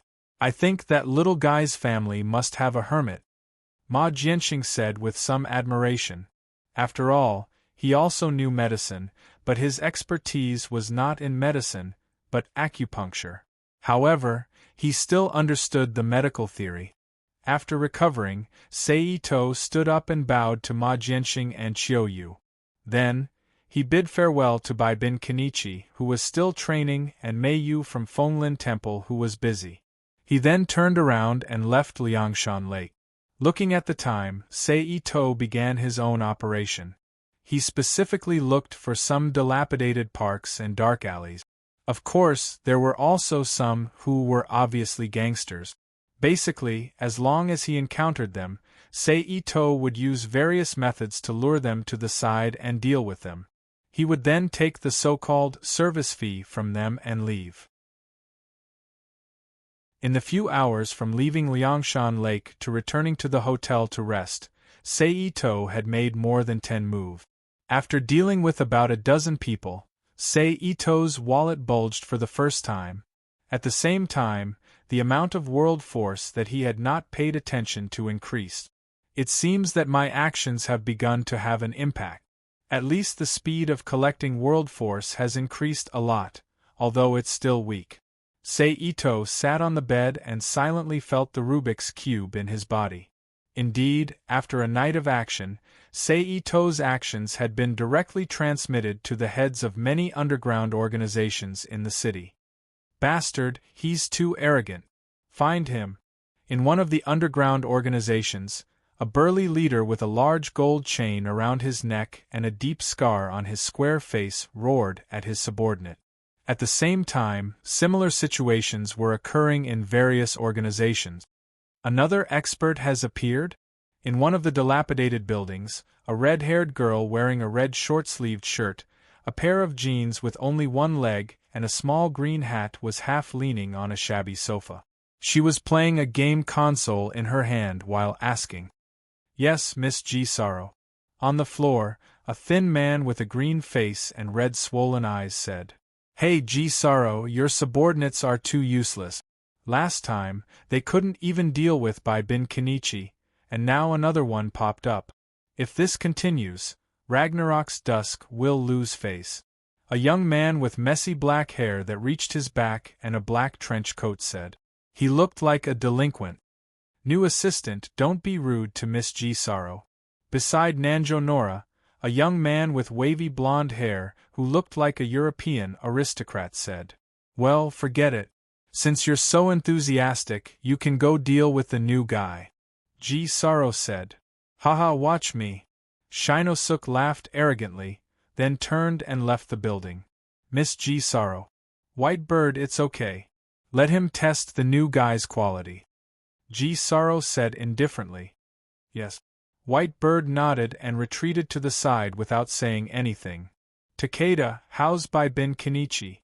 G. Sorrow asked the lanky youth with a blue ponytail and a bandage on his hand. "It'll be over soon." Takeda Ichiki said respectfully. "And hurry up."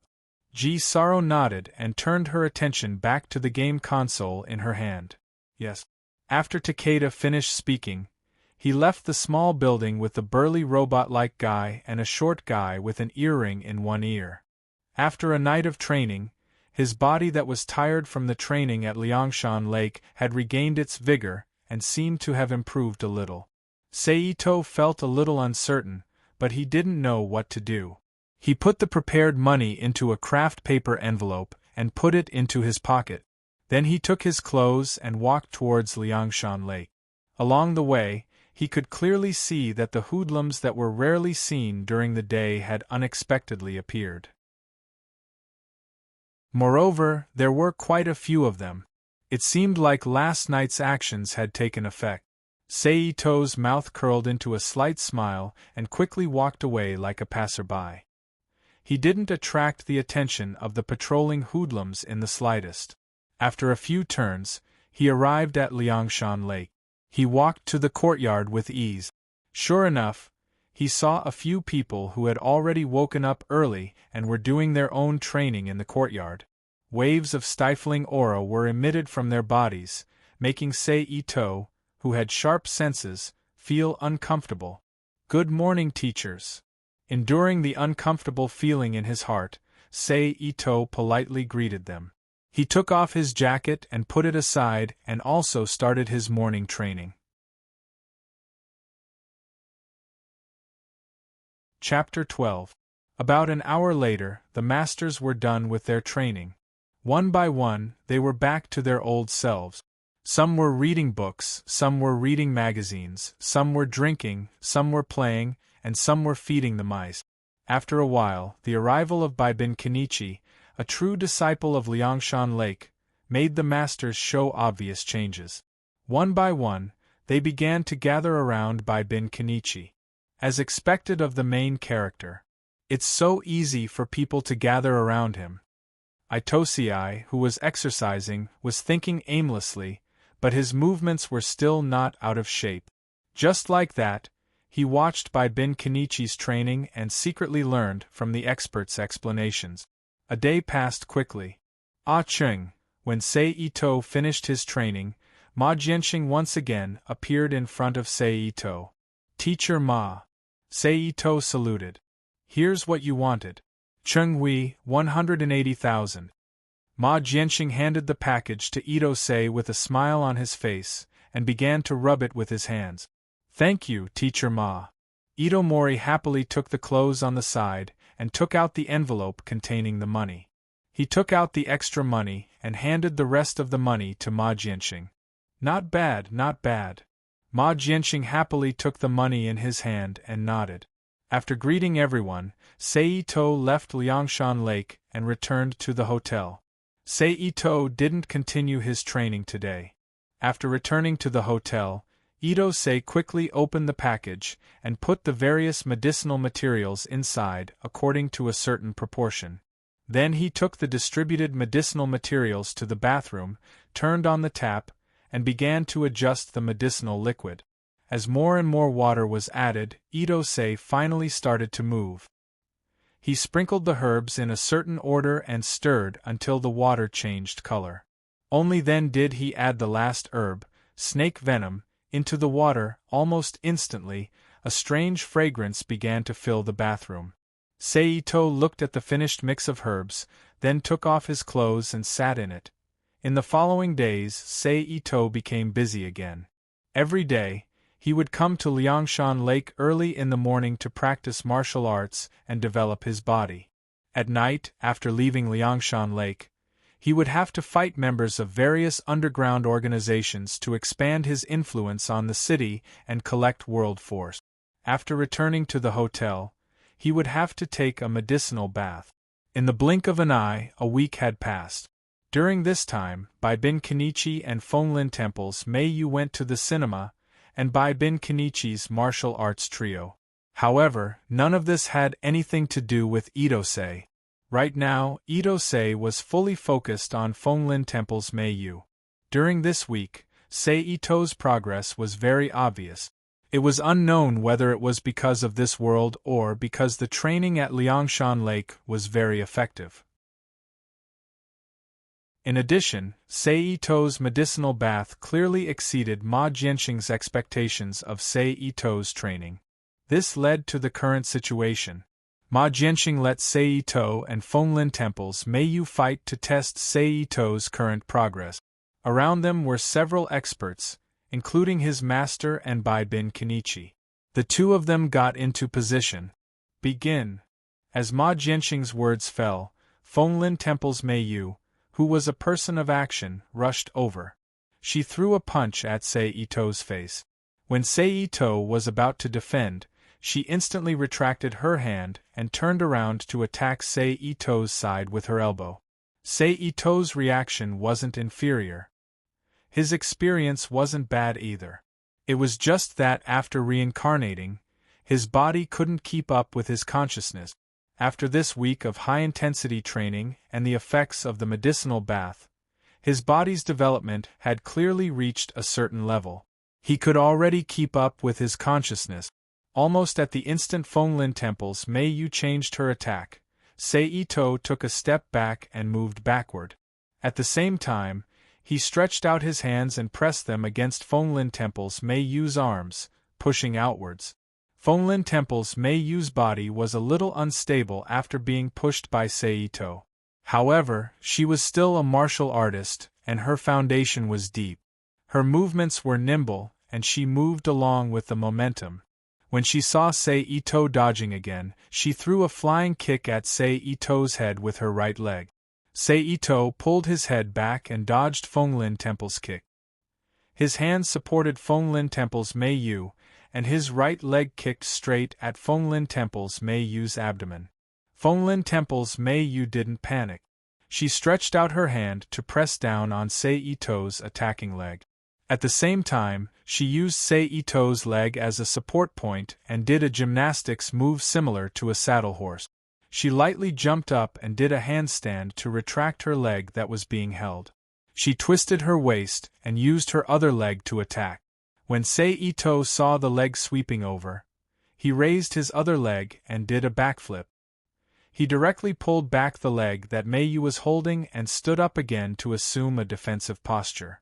On the other side, Fenglin Temple's Mei Yu landed lightly and also assumed a defensive posture.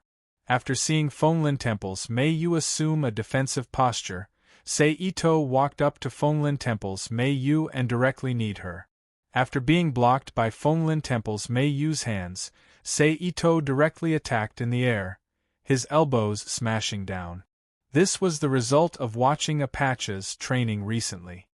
He recalled the various martial arts moves that he had seen on the internet.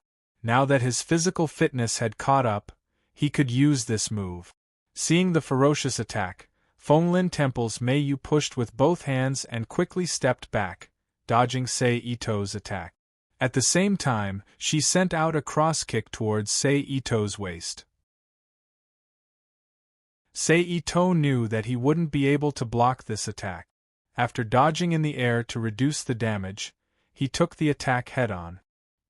He flipped in the air and supported himself with one hand on the ground. Before Sei Ito could stabilize himself, Fenglin Temple's Mei Yu had already attacked. This time, Sei Ito had lost a small move. Seeing Fenglin Temple's Mei Yu's attack, Sei Ito calmly responded. He single-handedly caught Fenglin Temple's left fist and pulled it behind him. Then, his fist circled around Fenglin Temple's body. Before Fenglin Temple's Mei Yu could react, he used his own strength to push Fenglin Temple's fist. Fenglin Temple's Mei Yu's body was almost uncontrollably pushed back. "Teacher, what kind of move is this?" Bai Bin Jian looked at this strange move and asked Qiu Yu, who was beside him. "This is a move commonly seen in China's Taiji fist technique, pushing hand and extending hand," Qiu Yu said. "Oh." Bai Bin Jian nodded and continued watching the battle. Then, Sei Ito took a step forward and used his other hand to grab Fenglin Temple's Mei Yu, who was still retreating.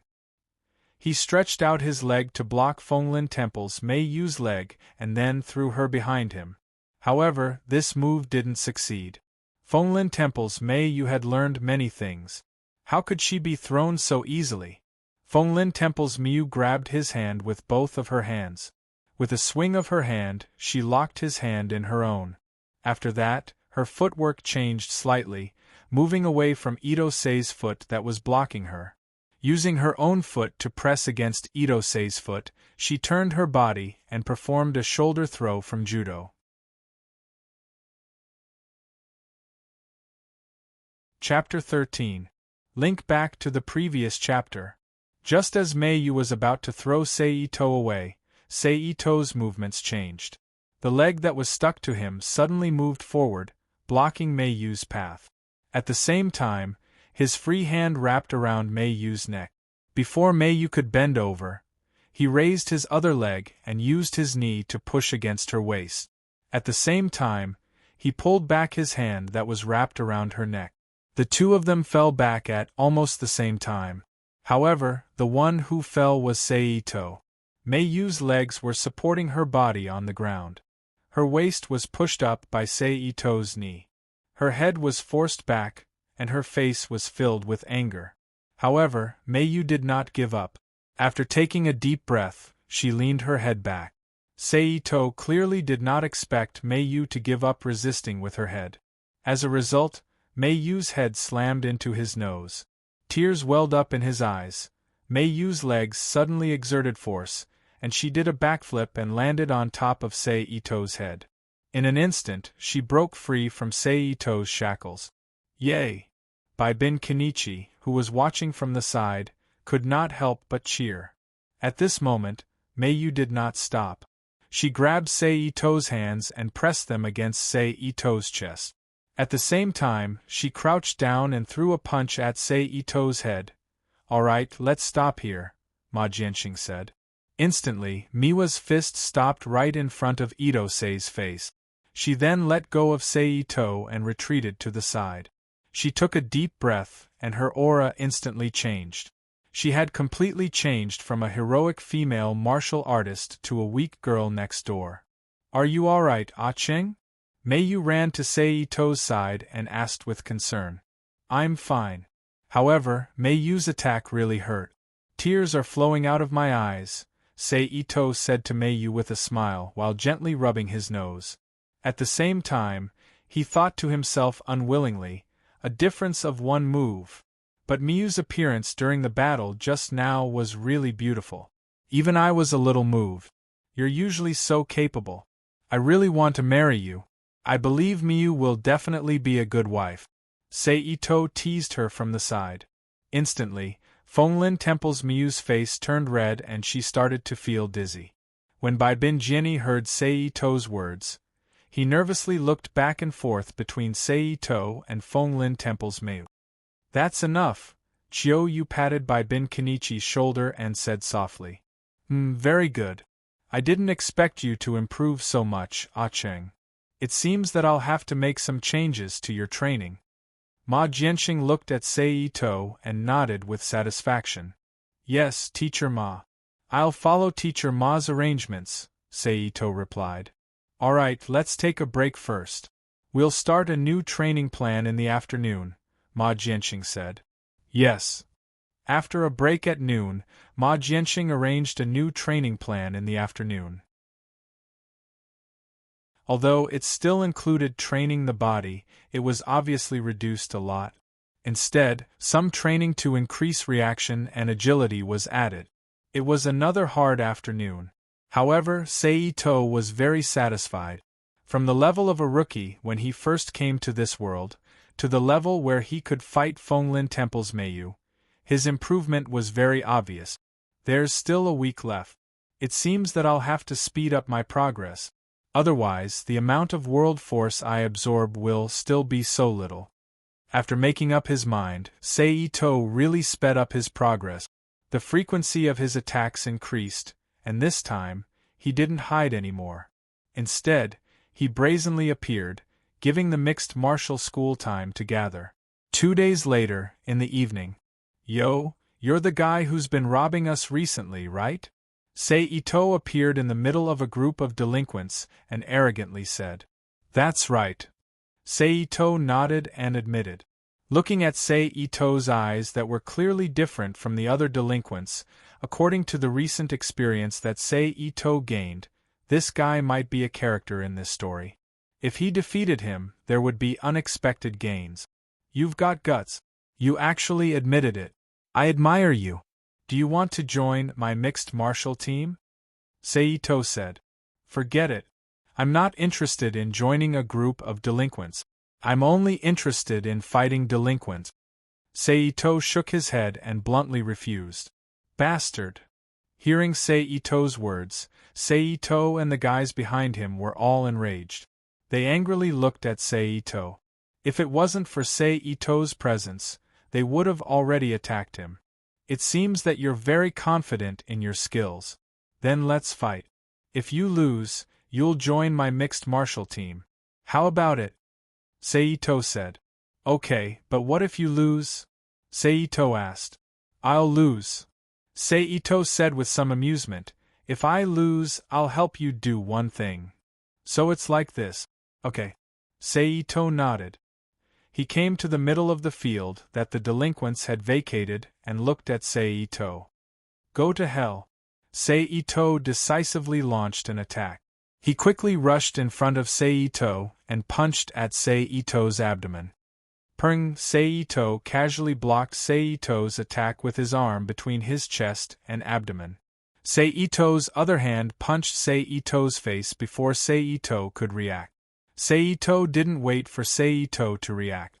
Sei Ito dodged Sei Ito's other hand that was blocking between them. He stepped into Sei Ito's arms and then threw an uppercut. Sei Ito flew up and fell to the ground. He didn't react for a long time. Captain! The other delinquents were shocked and shouted. Sei Ito looked at Sei Ito, who fell to the ground and slowly walked forward. Stop, don't move. If you come closer, don't blame us for being impolite. The other delinquents held various weapons in their hands and threatened. Humph. Sei Ito looked at them with disdain and continued to walk. Bastard, you actually look down on us.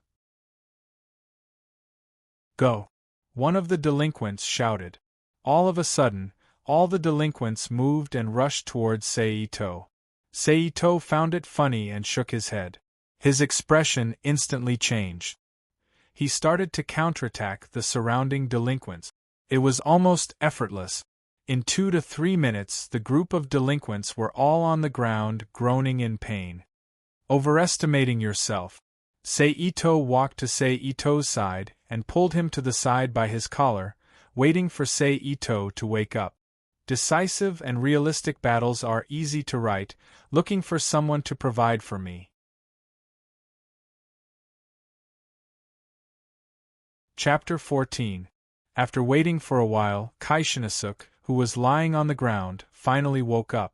When he opened his eyes and saw Sei Ito, who was sitting less than an arm's length away from him, his eyes went black. Fortunately, Kaishinasuk was also a strong-willed person, and he struggled to sit up. You're awake. Sei Ito continued to smoke the half-finished cigarette in his hand and said faintly. Kaishinasuk did not answer, but consciously sat there, waiting for Sei Ito's next words. Before the competition, I said that if you lose, you have to do one thing for me, and I won't make things difficult for you. Take me to the nearest higher-ups of Ragnarok that you can come in contact with, Sei Ito said. Impossible. Miyagi Zinasuk almost did not think about it and replied.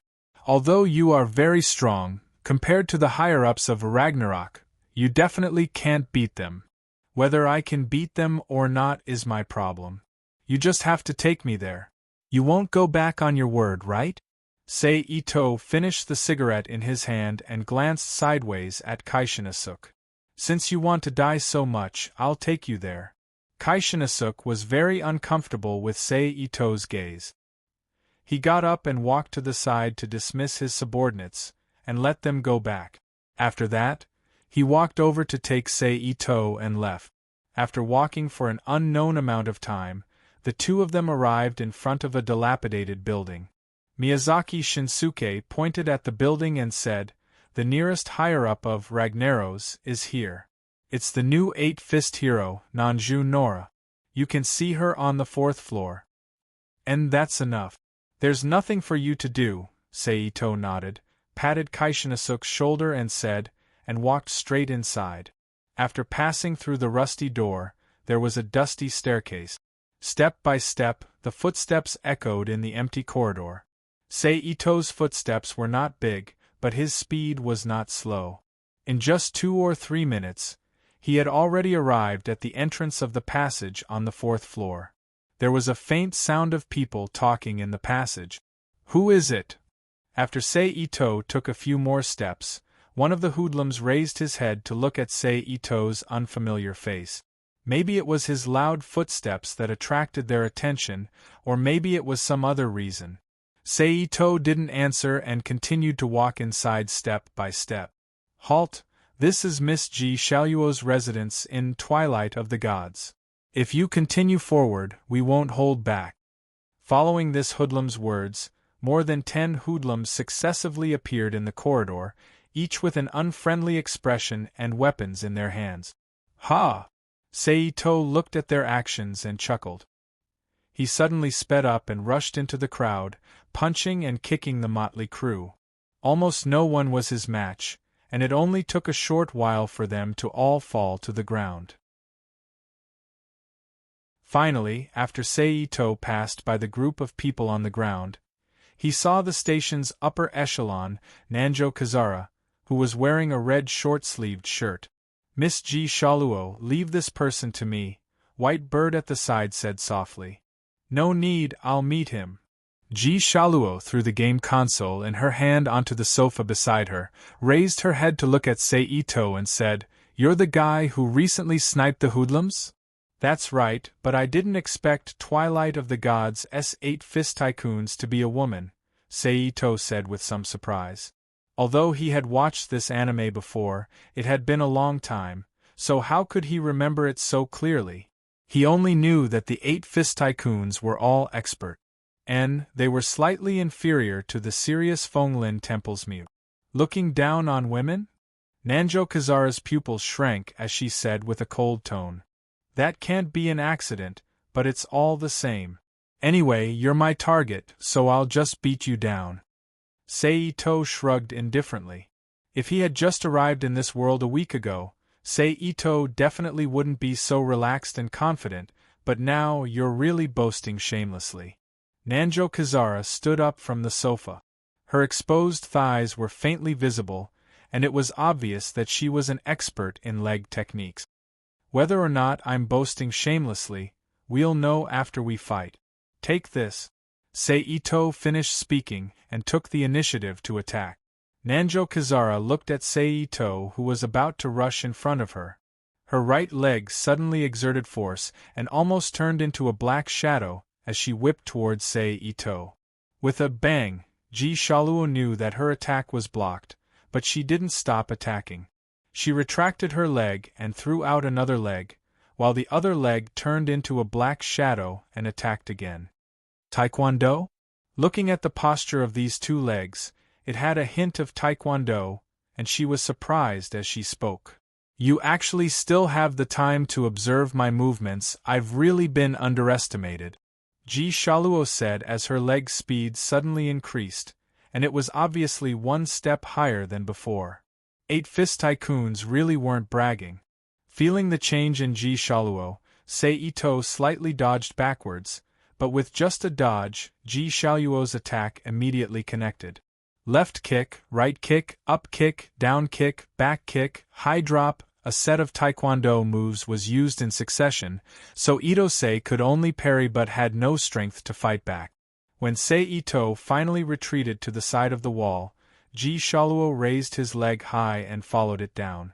Seito took the opportunity to squat down, and Ji Shaluo's kick landed on the wall, kicking up a piece of the wall.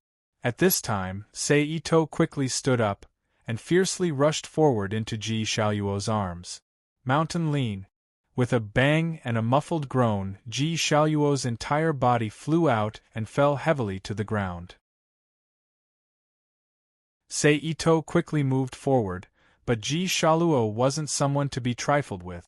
Enduring the pain in his chest and abdomen, He carried Thomas on his back and swung his legs to force Sei-Ito to stand up again. This wasn't the end, and he actually took the initiative to attack.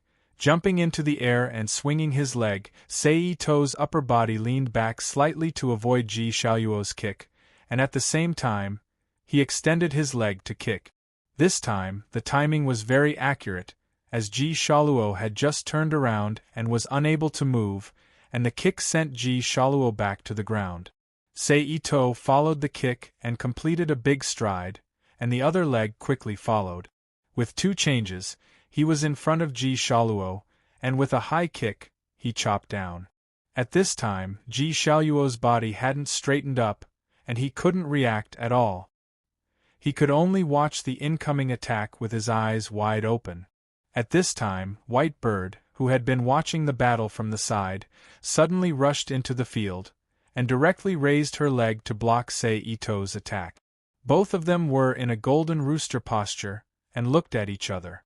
I didn't expect that there was actually a hidden expert here. Sei-Ito laughed. I won't let you hurt Miss Ji Xiaoluo, White Bird said with a serious face. Hee hee, you're really loyal. Sei-Ito laughed and suddenly did a backflip. His other leg directly kicked White Bird's vital part, but he felt that something wasn't right. After Sei-Ito completed the backflip, he was full of astonishment at White Bird. On the other hand, although White Bird also felt some pain from being hit, it was obvious that she didn't have the reaction that a man should have. Hee hee, interesting.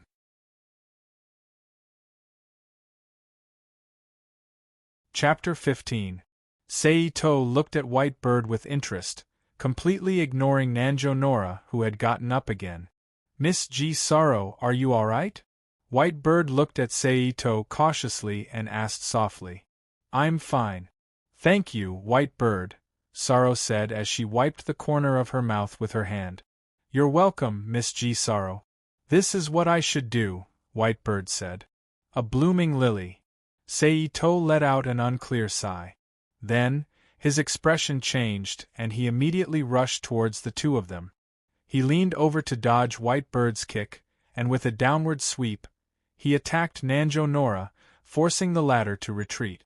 Only then did he get up and dodge White Bird's kick and back kick. After that, he twisted his waist in a horse stance and threw out a cannon punch. Bang! White Bird, who was hastily defending herself, was sent flying without any suspense. She slammed heavily into the wall, and at the same time, a faint "kacha" sound could be heard. White Bird. Sorrow saw the sudden change that happened almost as soon as she retreated. She was shocked and angry in her heart. Damn it! Sei-Ito glanced at White Bird, who had already fainted, then turned to look at Sorrow and said, The troublemaker has been cleaned up. Now it's time to end our battle. Bastard! Sorrow cursed angrily. His feet did not stop moving, and he quickly attacked like a tiger. However, Sorrow, who was affected by his anger, was obviously a little different from before, revealing a flaw. At this time, Sei-Ito found a flaw in Sorrow's kick. He suddenly grabbed onto Sorrow's leg and pulled it back. Sorrow's other supporting leg immediately lost its balance, and he did a split. Then, Sei-Ito suddenly kicked out, bang! His foot came into close contact with Sorrow Ji's face. Immediately, Sorrow Nanjo, who was still clamoring, fainted. Almost at the same time that Nanjo Kirishima fainted, he could clearly feel the power of the world surrounding Sei-Ito's body, causing Sei-Ito's entire body to become active. A moment later, as the magic cube finished absorbing, everything returned to normal. However, Sei-Ito could clearly feel that the chi and spiritual power in his body had different degrees of activity. Sei-Ito was very happy with his changes, but he did not stop. After all, this was the base of one of the Twilight of the Gods teams, so he must have gained a lot. Sei-Ito skillfully looted. After leaving the dilapidated building, he found that it was not as much as he thought. It was almost the same as his usual income.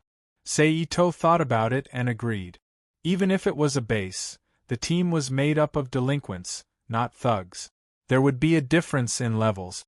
After Seito left, he directly returned to the inn and began his daily medicinal bath and training. The next 2 days were calm. Every day, he would go to Liangshan Lake to train. Then, at night, he would return to the inn to train. However, because the cool-down time was almost up, who knew when he would come down again? Therefore, these few days, Seito asked Ma Jianxing to buy medicine more frequently. Of course, he also trained more diligently. Of course, during this period, Bai Binjini's situation had also changed. At least, Miyazaki Shinshu's situation had changed because of his appearance. Although he still couldn't escape that battle, the time and process had changed.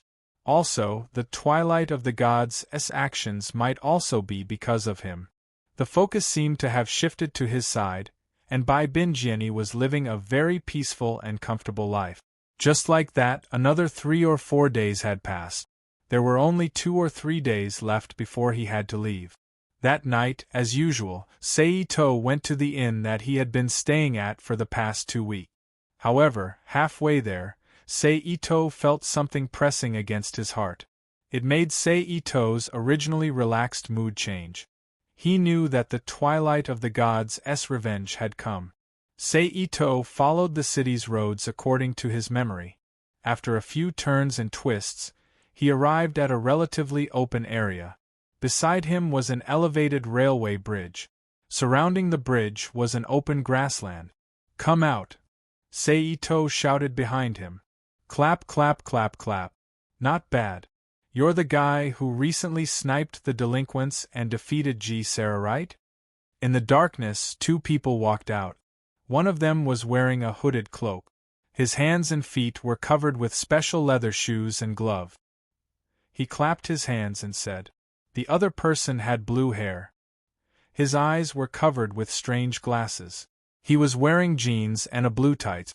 On top of that, he wore a coat that was the color of tree bark. You are? Seito asked. I'm the 6th Fist Hero of the 8 Fist Heroes, Hermit. Hermit, who was wearing a hooded cloak, said.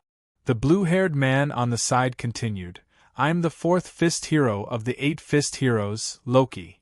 Oh, I wonder why you 2 are looking for me. Seito continued to ask. We came here with 2 plans. One is to ask if you want to join the Twilight of the Gods and become the new 8th Fist Hero. However, from the information I received about you, it's not very likely. However, the boss wanted us to ask, so we might as well ask. Do you want to join us? The blue-haired Loki opened his mouth with a smile on his face. Why don't you tell me about the second plan? Seito also smiled and said. Well, since you don't want to join us, for the sake of the Twilight of the Gods, we will punish you. You are the 6th Fist Hero, Hermit. I'm just here to be a witness. Loki pointed at Hermit beside him and retreated to the side, indicating that he was just here to be a witness. Oh, I knew it. Come on. Seito raised his hands and made a pose. Die. Hermit suddenly let out a roar and stepped forward. His arm was like a whip as it fiercely lashed out at Seito. Seito felt that the strength of the opponent's attack was too strong. He dodged sideways and reached out to grab Hermit's attacking arm at the same time, preparing to attack further. Hermit saw that his attack was dodged and continued to step forward. He turned around with a nimble footstep and lashed out again like a whip. Seito's footwork was nimble. He quickly dodged the attack and came to Hermit's side. He bent his fist and fingers and attacked Hermit's side abdomen at close range. Hermit saw that his attack had missed again and turned around to dodge Seito's attack. Then, he waved his arms and chopped down like a windmill. The sound of the wind was loud. Seito dodged Hermit's leg and said in surprise, chopping palm. Humph. Hermit snorted coldly and didn't answer. He continued to attack. Chopping Palm used long strikes from afar and lashed out at close range. His arms were like whips and his feet were nimble. It was a fierce fighting technique. The moment the Hermit executed his decapitation chop, it was truly formidable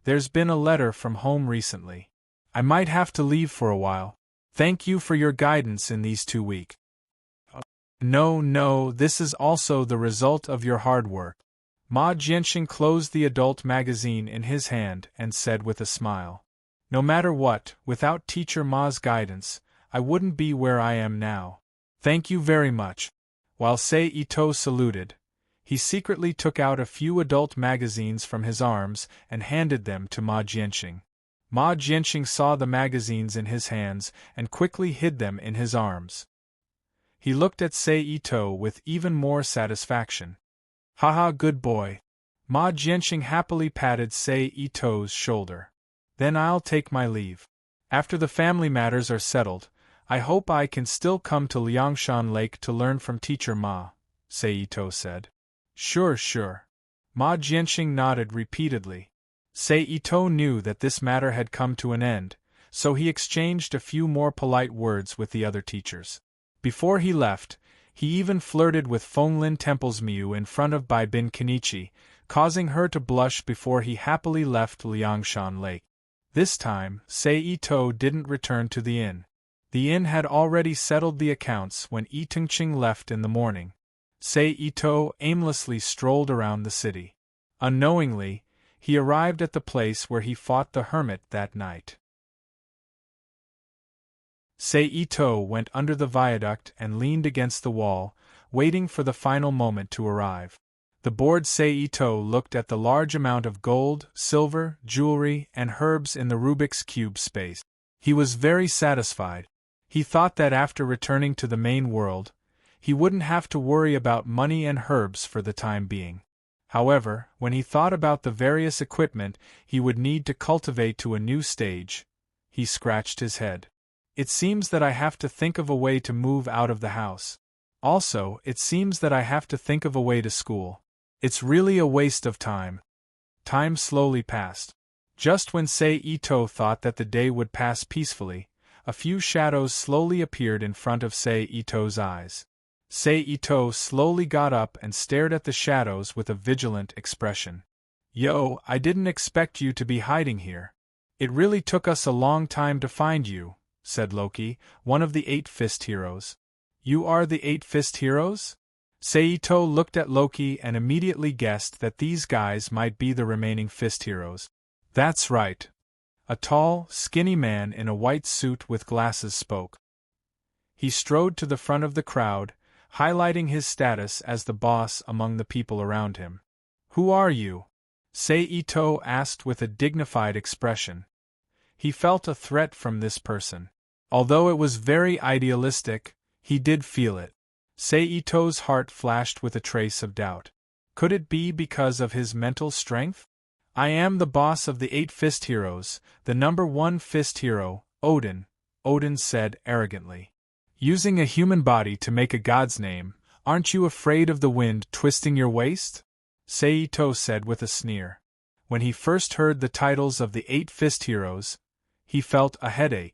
Now that he saw the guy who called himself God King Odin, he finally couldn't help but mock him. Odin smiled disdainfully, not at all angered by Sei Ito's mockery. He just said indifferently, "You sharp-tongued guy, it's useless to say those things. You can just stay here today." Are you bullying me with numbers? Ito-sei looked at the few people behind him. Other than the hermit who had been crippled by him, even the bruised and swollen Nanjo Kazara had appeared. This meant that the 8 Fist magnates, other than the hermit, were all here. In addition to Odin, this guy who was obviously emitting a dangerous aura, it seemed that this battle wouldn't be easy. I alone am enough to deal with you. While speaking, Odin took off his suit jacket, revealing a body of well-trained muscles. His 8 abdominal muscles were so dazzling. Once the battle started, both of them didn't hold back. Their hands were all aimed at the stronghold of the human body, whether it was the crotch, the armpit, the back of the ribs, the chest, the back of the neck, or the back of the head. In any case, they used all the methods that could kill in one hit. More often than not, a moment of carelessness would result in death. Fortunately, after Sei-Ito went through the inhuman training at Liangshan Lake, his physical fitness and reaction speed had greatly improved. Combined with the experience he gained from sparring with the old man and the recent experience he gained from mingling with the thugs, he was able to cope. However, compared to Odin, he was still a little lacking. After all, Odin had learned the Shufang sect's ancient martial arts from the Killing Fist. In addition, he had such a perverted master, so one could imagine how powerful he was. After another exchange of blows, the two separated a little. Odin looked at Sei-Ito with some excitement and said, "You're not bad. No wonder you can cripple the hermit, but you'll stop here." As Odin spoke, he took off the glasses on his face. After squinting his eyes, his pupils changed as he stared at Ito-sei. Ito-sei, who was stared at, immediately felt like he was being stared at by a wolf. It was very uncomfortable. Then, as soon as Odin moved, Sei-Ito moved as well.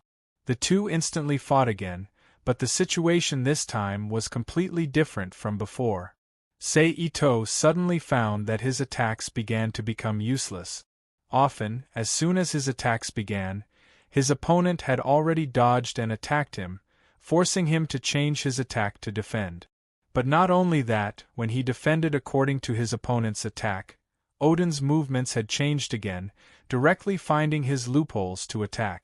If it weren't for his good reaction and his potential under the threat of life and death, he might have died several times. After another exchange of blows, Sei-Ito jumped back a few times and retreated a distance. He squinted and said, "You can read my attack route." "Yes, this is my secret skill, omnivision. I can see through my opponent's attack and defense movements. Everything about you is no secret to me," Odin said proudly. Oh, Sei-Ito didn't believe that everything about him was no secret to him. He believed that there must be a way to break his opponent's attack. He frantically recalled all the information related to martial arts in his mind, including the old man's training in the past, some inexplicable theories in anime, and some hypotheses in other novels. Suddenly, one of the old man's training contents appeared in Sei-Ito's mind. When Sei-Ito was still young, the old man had trained his reaction speed and danger perception. It was the kind of thing that often appeared on TV. A large cube-like object was made of bamboo or wood, and then stones of different sizes and weights were randomly hung from the top of the crossbar. On both sides of the cube-like object, there were also wooden wheels with long handles that could be rotated at different height. When all of this was announced to move, it allowed people to practice dodging.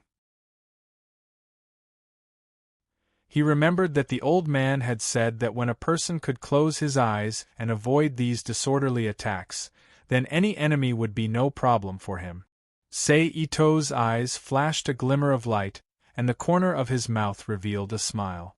It seemed that he had to take a risk. "My collection has increased by a lot today."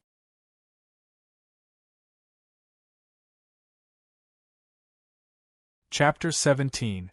After coming up with a countermeasure, Sei-Ito rushed towards Odin. "You're still so naive. I thought you would change, but it turns out that you're still like this. If that's the case, I'll take your life." Odin looked at Sei-Ito's attacks with a contemptuous smile. You'd better watch carefully whether I've changed or not," Sei-Ito said as he arrived in front of Odin and began his attack. The two of them once again entered the mode from the very beginning. Odin attacked fiercely and attacked with every move, while Ito-sei defended with every step. However, a new change soon appeared. Sei-Ito's face gradually calmed down, and his eyes began to close. Bang, bang, bang, bang. As soon as he closed his eyes, a series of attacks fell on Sei-Ito's body like a storm. If it weren't for Sei-Ito's timely reaction, he would probably be lying on the ground like a corpse. Giving up resisting? Odin's attacks didn't stop as he mocked. Ito-sei did not pay any attention to him, but his mind became more and more focused. Unknowingly, a black and white blurry picture began to appear in Ito-sei's mind. Lines of fast-moving lines danced in the picture, rushing toward the center of the picture. Yes, this is the feeling. Thinking back, the pain I suffered back then. Thinking back, this feeling, Seito shouted in his mind. Gradually, the blurry picture became clearer and clearer, and the lines in the picture became slower and slower, as if they could be captured easily. What appeared on the outside was that Odin's attacks were no longer falling on Seito's body like before. Instead, they began to gradually miss until almost all of them missed. What? Is this the royal circle? Odin was shocked. Although the effect was similar, it was obviously not the royal circle. The two worlds had a similar feeling in this regard. As time passed, Odin's attacks completely missed, and Seito even began to counterattack. According to the starting point of the lines in his mind, he dodged the attacks of the lines and attacked the point of origin according to his feelings. Boom! Odin caught the sudden attack with his hand, swung his hand backward, and said to Seito, who was still standing in a defensive posture with his eyes closed. He really can't be underestimated. I still have to thank you. If you didn't force me, I don't know how long it would take for me to regain this form. Indeed, life and death situations are the best whetstones, Seito replied with his eyes still closed. You're really an interesting person. Odin smiled appreciatively. But you're still going to die here. Is that so? Unfortunately, it seems like time is running out. Seito shook his head and said regretfully. Odin had a bad feeling. 10, 9, 8, 7, 6. Seito counted word by word. Odin didn't understand what Seito was doing, so he was on guard. 3, 2, 1, return. Seito shouted fiercely. In an instant, a ripple appeared, and the void behind Seito suddenly cracked. Then, under the shocked eyes of Odin and the others, it shattered into pieces and scattered into the void. A pitch-black void door appeared, and a violent gust of wind blew Seito, who was standing in front of the door, and sucked him into the door. I'll be back. I hope that the next time we meet, you'll still be alive and well. Goodbye, everyone from Twilight of the Gods. As the void door disappeared, Seito's joking voice echoed in the open space. What's going on? One of the 8 fist heroes was so shocked that he stuttered and asked, but obviously, no one knew the answer. This could be seen from the looks of disbelief on the faces of the other fist heroes. Is this also considered the reality of the world? Odin was the first to recover. He took his glasses and put them back on, and said in confusion, "This is not martial arts at all. Let's go." Odin opened his mouth and woke the others up. He turned and left, leaving behind an almost inaudible murmur in the wind. Interesting guy, I look forward to our next meeting. Bang! In a Japanese-style room, the void suddenly exploded, and then a void door appeared. Accompanied by a white light, a humanoid figure appeared in the room. After a moment, the void door disappeared and the space returned to normal. Phew, thanks to the recovery of the world's strength. Otherwise, this injury would have to rest for a few more days. Seito walked to the bed and threw himself on the bed, thinking to himself. After the space-time travel, a large amount of world strength was absorbed by the Rubik's Cube. This time, there was no need to release the world's strength to resist the world's repulsion. Instead, it absorbed more, and Seito's cultivation improved a lot. First of all, there was an obvious change in his mental strength. It had completely surpassed the state when he fought with the 8-fist hero Odin. Now, even if he did not concentrate as long as he closed his eyes, he could clearly feel everything within a meter around him. Second, his inner chi and spiritual power had different degrees of growth, especially his main inner chi. Basically, he could clearly feel a mass of chi growing in his dantian. Finally, his physical fitness had recovered from the various injuries left by the battle with Odin, and then strengthened his body, causing his physical fitness to improve significantly. If there was a comparison when he crossed over, it was 1. After the training in Liangshan, it was 2. After returning, it was 4. It had doubled. Feeling the world's strength in the Rubik's Cube, looking at the scale that had risen by a whole big scale, he was full of satisfaction. Looking at the clock on the bedside table, he found that it was still early. He began to sum up the gains and losses in this world. Sure enough, the world can not only be used. Absorbing the world's strength seems to be able to obtain or learn a lot of things in it. After a moment, he recalled everything that had happened in the world of the strongest disciple in history. However, this was the first world after all. Whether it was true or not, he would have to wait for the next world to confirm. Looking at the herbs and jewelry stored in the space, a smile appeared on his face. Tomorrow, I'll find a place to recycle jewelry and sell them. I think the problem of money can be solved in a short time. However, if I want to do more in the world, I will need to spend more time in the world. It seems that I have to deal with the problem of the school, and then find a reason to move out. Seito made up his mind and asked the Rubik's Cube, "How long will the cooldown time be before I can cross over again? The space of the main world is stable, the rules are dense, and the repairability is very strong. It will take 24 hours to complete the cooldown and cross over again. In order to avoid the unpredictable consequences of frequently breaking the space, it is recommended to extend the cooldown time." Got it. By the way, can I still return to the world just now? Yes, every time the user crosses over to a world, he will leave a fixed coordinate in the Rubik's Cube and create a connecting channel for the user to easily return. In other words, I can go back at any time. Seito confirmed. Yes. That's not bad. In that case, it will be convenient for a lot of things. Seito nodded and continued to ask, "If I cross over again, can I specify the world with my spiritual power?" No, you need to have a spiritual power of around medium level to specify the world. Currently, the user's spiritual power level is at low level.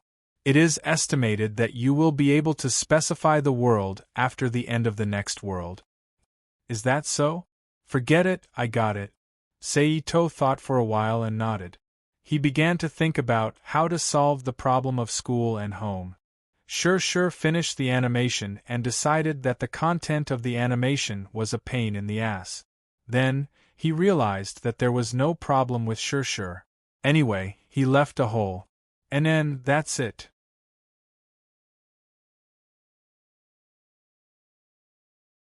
Chapter 18. Soon, it was time for breakfast, and Seito came to the living room again. Although it may have only been one night for the other three, for Seito, it was half a month, and he even experienced life and death, so the change in his temperament could be imagined.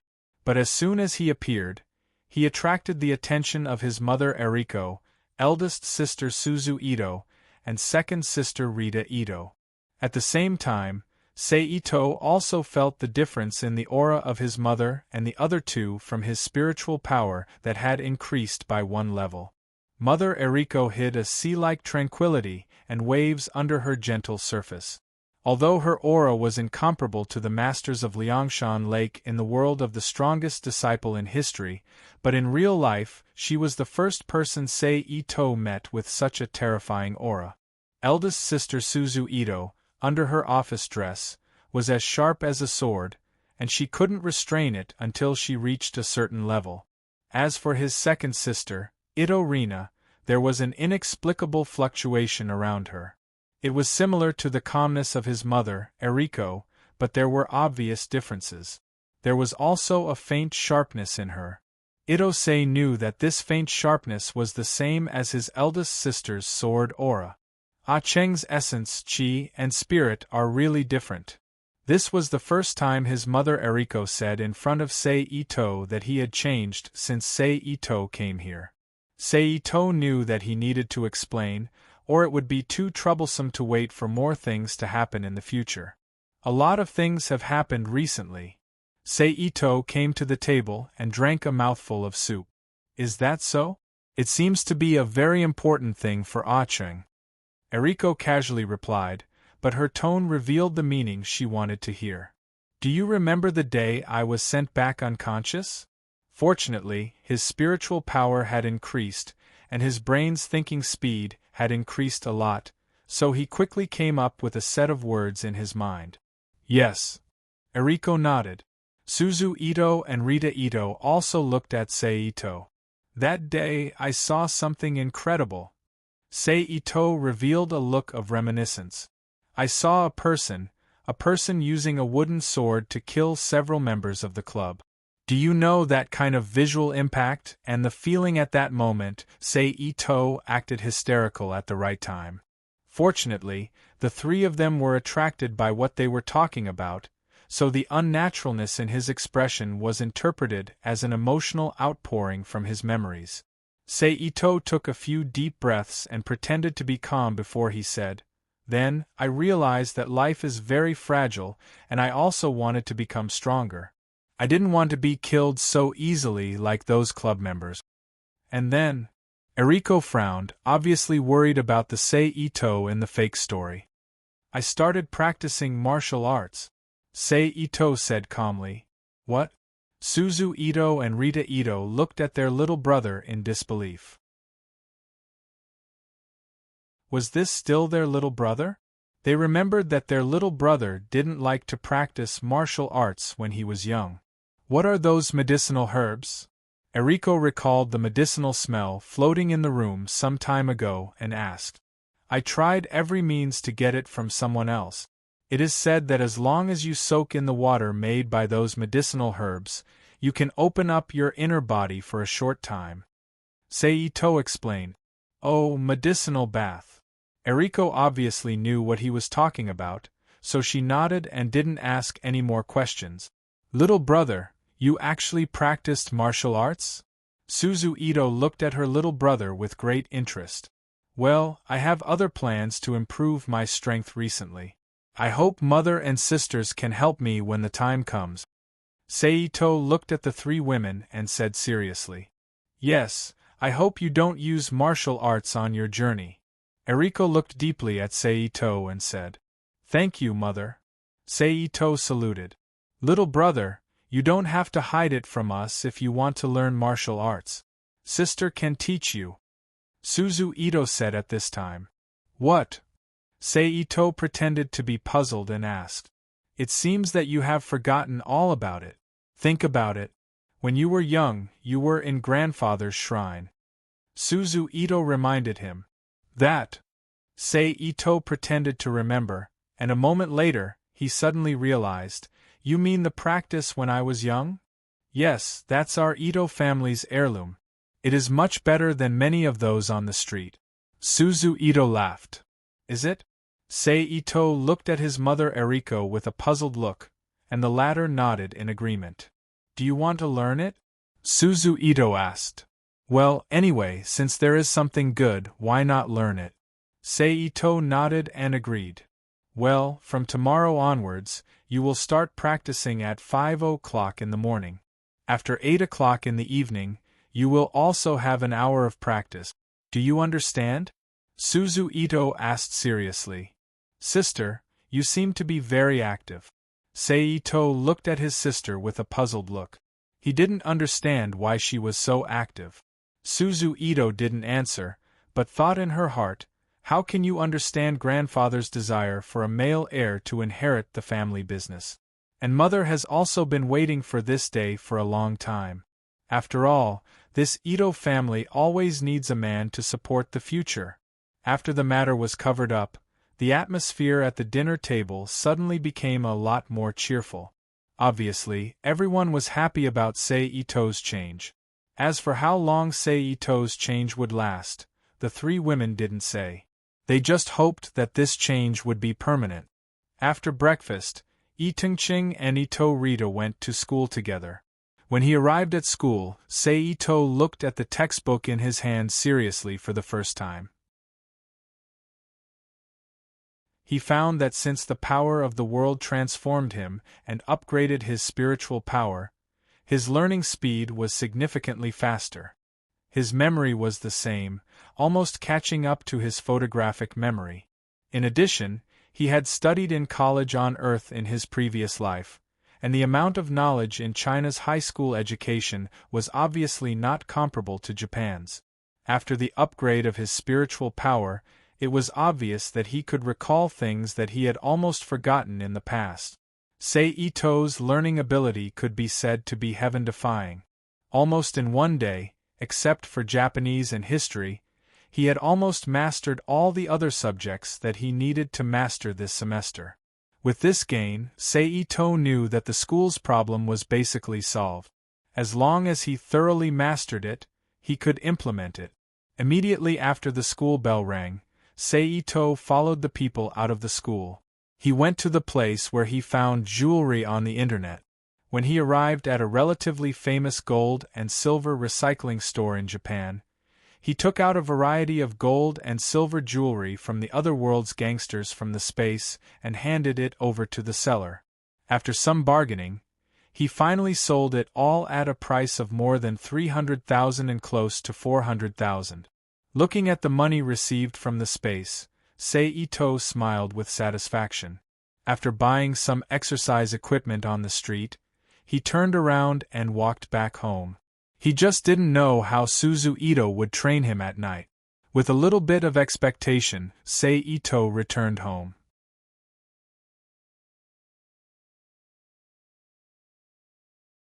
Chapter 19. At 8 o'clock in the evening, after dinner, the Ito family walked out of their home together and came to an open space in an uninhabited park not far from their home. There were few pedestrians here, and there were small trees around, so it was almost impossible to be discovered. It was a very good place to practice martial arts. Well, here it is. After the Ito family came here, his mother Eriko and Ito Reina retreated to the side, intending to watch Suzu Ito teach Sei Ito. Here, this is your weapon. Suzu Ito threw one of the two bamboo swords in her hand to Sei Ito. Ito Sei deftly took the sword that Ito Rin threw over, and casually waved it a few times to feel the weight in his hand to facilitate his use later. I will first explain the history of our Ito family. Suzu Ito did not immediately start teaching, but explained the family history. Our Sei Ito family started in the Warring States period, and served Tokugawa Ieyasu. We were prominent for a time, and the family's swordsmanship was also passed down from that era. But this was only the first Ito family's swordsmanship. In the third generation, there was a genius in the Ito family, and he was accepted as a disciple by a famous onmyoji. From that generation, the family was divided into two branches. One is still the inheritance of swordsmanship, and the other is the inheritance of onmyoji with swordsmanship as a supplement. The inheritance of swordsmanship, because of the Meiji Restoration, went the wrong way, and has basically disappeared.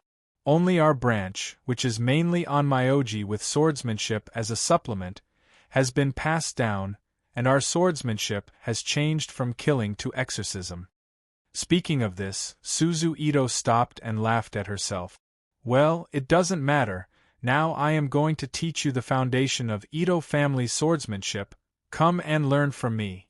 Suzu Ito looked at Sei Ito seriously, and then began to teach the foundation of swordsmanship, from the posture of holding the sword, the basic progress, retreat, turn, and so on, to the most basic swinging of the sword and so on. In just a while, Sei Ito mastered all the things taught by Suzu Ito, and the other three women were very surprised.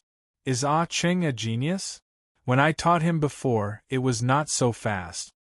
Although Suzu Ito was surprised by Sei Ito's progress, she still had some doubts. But forget it, probably because he was not able to understand it when he was a child, it is easier to learn. Since you have mastered these, Ah-Cheng, I will teach you more today. Suzu Ito looked at Sei Ito's progress in time, and decided. After that, Ito Rin began a new lesson. Although it was still the basics, there was more content. The sword-wielding movements changed from 1 to 3. Each of the movements of attack, defense, and counterattack, as well as the movements and postures to coordinate with the steps were taught. However, this still couldn't stop Itose, who had a high starting point. In just a short while, he could basically combine his hands, steps, and body. Although he wasn't proficient yet, it was enough to shock ordinary people. Ah Cheng, I didn't expect you to be a genius. Suzu Ito finally could not help but be surprised, and looked at her mother Eriko and Ito Reina, who were next to her. Let's call it a day. You should familiarize yourself with these movements, and tomorrow I will teach you other things depending on the situation. Okay. Seito nodded, stopped the movements of his hands, and walked home with his mother Eriko, Reina, and Ito Reina. After returning home, Suzu Ito took the lead and ran to the bathroom. Although it was just teaching, she still needed to do some movements. Moreover, it was summer now, and although the night was cool, the weather was still very hot, and she was sweating profusely. Seito directly returned to his room, and took out the prepared herbs and snake venom from the space, then took them to the living room. Since he had already explained to his family, he generously took them out. Eriko and Reina looked at the herbs that Seito took out and knew that it was for the medicinal bath, but they still couldn't help but curiously came to Seito's side to observe the herbs in Seito's hand. What are these? Eriko was just a Miko. Although Miko was also responsible for healing in ancient times, it was obviously not needed now, so she did not inherit the knowledge of herbs, and picked up one of the herbs and asked. Powder of poisonous hare's whirlwind. Seito said casually. What about this? Eriko picked up another bag of herbs and asked. Powder of poisonous arrow tree's fruit juice after drying. Juice of poisonous arrow tree's fruit? That one is poisonous, right? Eriko did not understand these, but she still knew about some poisons. After hearing Seito's answer, her face changed. What about this? After listening to Seito's answer, even Ito Reina carefully held a small bottle of liquid and asked. Snake venom of cobra. Seito looked at the thing in Ito Reina's hand. Ugh! All of a sudden, Ito Reina and Eriko were speechless. Are these all poisons? Eriko asked with some uncertainty. At the same time, she thought to herself, is this really a medicinal bath? Has Aching been immersed in these things during this period of time? No, there are a few normal Chinese herbs. Seito replied. However, this answer obviously did not make the two women feel at ease. They both left the bags of herbs with some fear. It doesn't matter. As long as you don't put it into your mouth, it will be fine. Besides, this medicinal bath is said to have the effect of beautifying the skin. Seito saw the mentality of the two women and comforted them. Sure enough, when the last effect of beautifying the skin was revealed, Eriko obviously showed a look of interest. Although Reina was also a little interested, she was obviously more afraid of the name of poison. At this time, Suzu Ito, who was only wrapped in a big towel, exposing her thighs and breasts near her collarbone, walked out of the bathroom and said, What are you doing? Nothing, we are just looking at the herbs used in Acheng's medicinal bath. Eriko shook her head and said helplessly, It's just that those herbs are really scary. Really? Suzu Ito was puzzled. Then I will go to the bathroom first. You two talk. Seito got up at this time, picked up the herbs and walked to the bathroom. What's the matter? Suzu Ito asked the two women while drying her hair. Those herbs in your brother's hand, many of them are poisonous, and they are very poisonous. Eriko sighed. Then why didn't you stop him? Suzu Ito asked in surprise. Forget it, before this, he has been soaking for a long time. If something were to happen, it would have happened long ago. Let him be. Eriko shrugged, then looked in the direction of the bathroom and said, Moreover, Chinese medicine is broad and profound. Maybe that is the key to why the medicinal bath is called a medicinal bath. Suzu Ito nodded, let's see the effect. If it is really so effective, we will ask little brother one day, and ask him to make some for us to try. Yeah, I heard from your brother that the medicinal bath seems to have the effect of beautifying the skin. Eriko walked to the sofa and sat down, pressing the remote control in her hand while saying, "It has such an effect? Then we have to try it. Which woman doesn't want to be beautiful?" Suzu Ito was obviously more interested in Sei Ito's medicinal bath.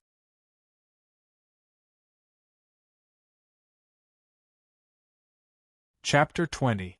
In the following days, Sei Ito immersed himself in the sea of books, using his modified brain to record knowledge. Soon, he finished learning all the second-year high school knowledge he had learned. Then, he borrowed the third-year high school books from Ito Reina, who had obviously changed their relationship during this period of time, to start learning new things. In the middle days, he still practiced sword in the morning and sword in the evening. It was worth mentioning that after a few days of careful observation, the three girls found that Sei Ito's skin had indeed become whiter and more delicate. They also asked to join in the medicinal bath. However, because the three girls' bodies obviously did not have the proper structure of the medicinal bath, the herbs needed to be reconfigured. Of course, the money would be paid by Eriko. After a period of time, Sei Ito, who had finished learning in the evening, put down the last third-year high school native language book in his hand and took a deep breath. "I've finally finished learning. Tomorrow, I'll apply to skip a grade from the school, and then apply to self-study at home and only take part in the final exam." After making the decision, Sei Ito went to bed and began today's homework and cultivation. As Man entered the perfect state of breathing, the chi from the cultivation of life force became stronger and stronger, and the spiritual power became more and more active. It was a quiet night. "Mother, I'm going to apply to skip a grade, and then directly apply to self-study." At the dinner table, Sei Ito said to his mother, Eriko. Eriko looked at her son, who had become better and better recently, with some surprise, and didn't know why. Even if you changed your mind, learning was a matter of intelligence, and it wasn't something that could be done just by talking about it. "I've already self-studied all the second-year high school courses, and even the third-year high school courses are almost finished. If I take the comprehensive exam now, I believe I can directly enter the university," Itungching said confidently. "Really?" Suzu Ito looked at her little brother in surprise. Not only was his talent in swordsmanship very strong, but now he had also become so good at studying? "Yes, Ah Ching has been borrowing my textbooks to study at night recently," Ito Reina said. "I see." Eriko nodded and continued to ask, "Do you have any plans to self-study?" "I want to concentrate more on martial arts," Sei Ito replied. Eriko was speechless. Her son had really changed completely, from a delinquent to a martial arts fanatic? Even Suzu Ito and Reina were surprised by Sei Ito's plan. "So, I want to ask Mother to accompany me to go to school today to go through the relevant procedures and tests," Sei Ito said. "All right then."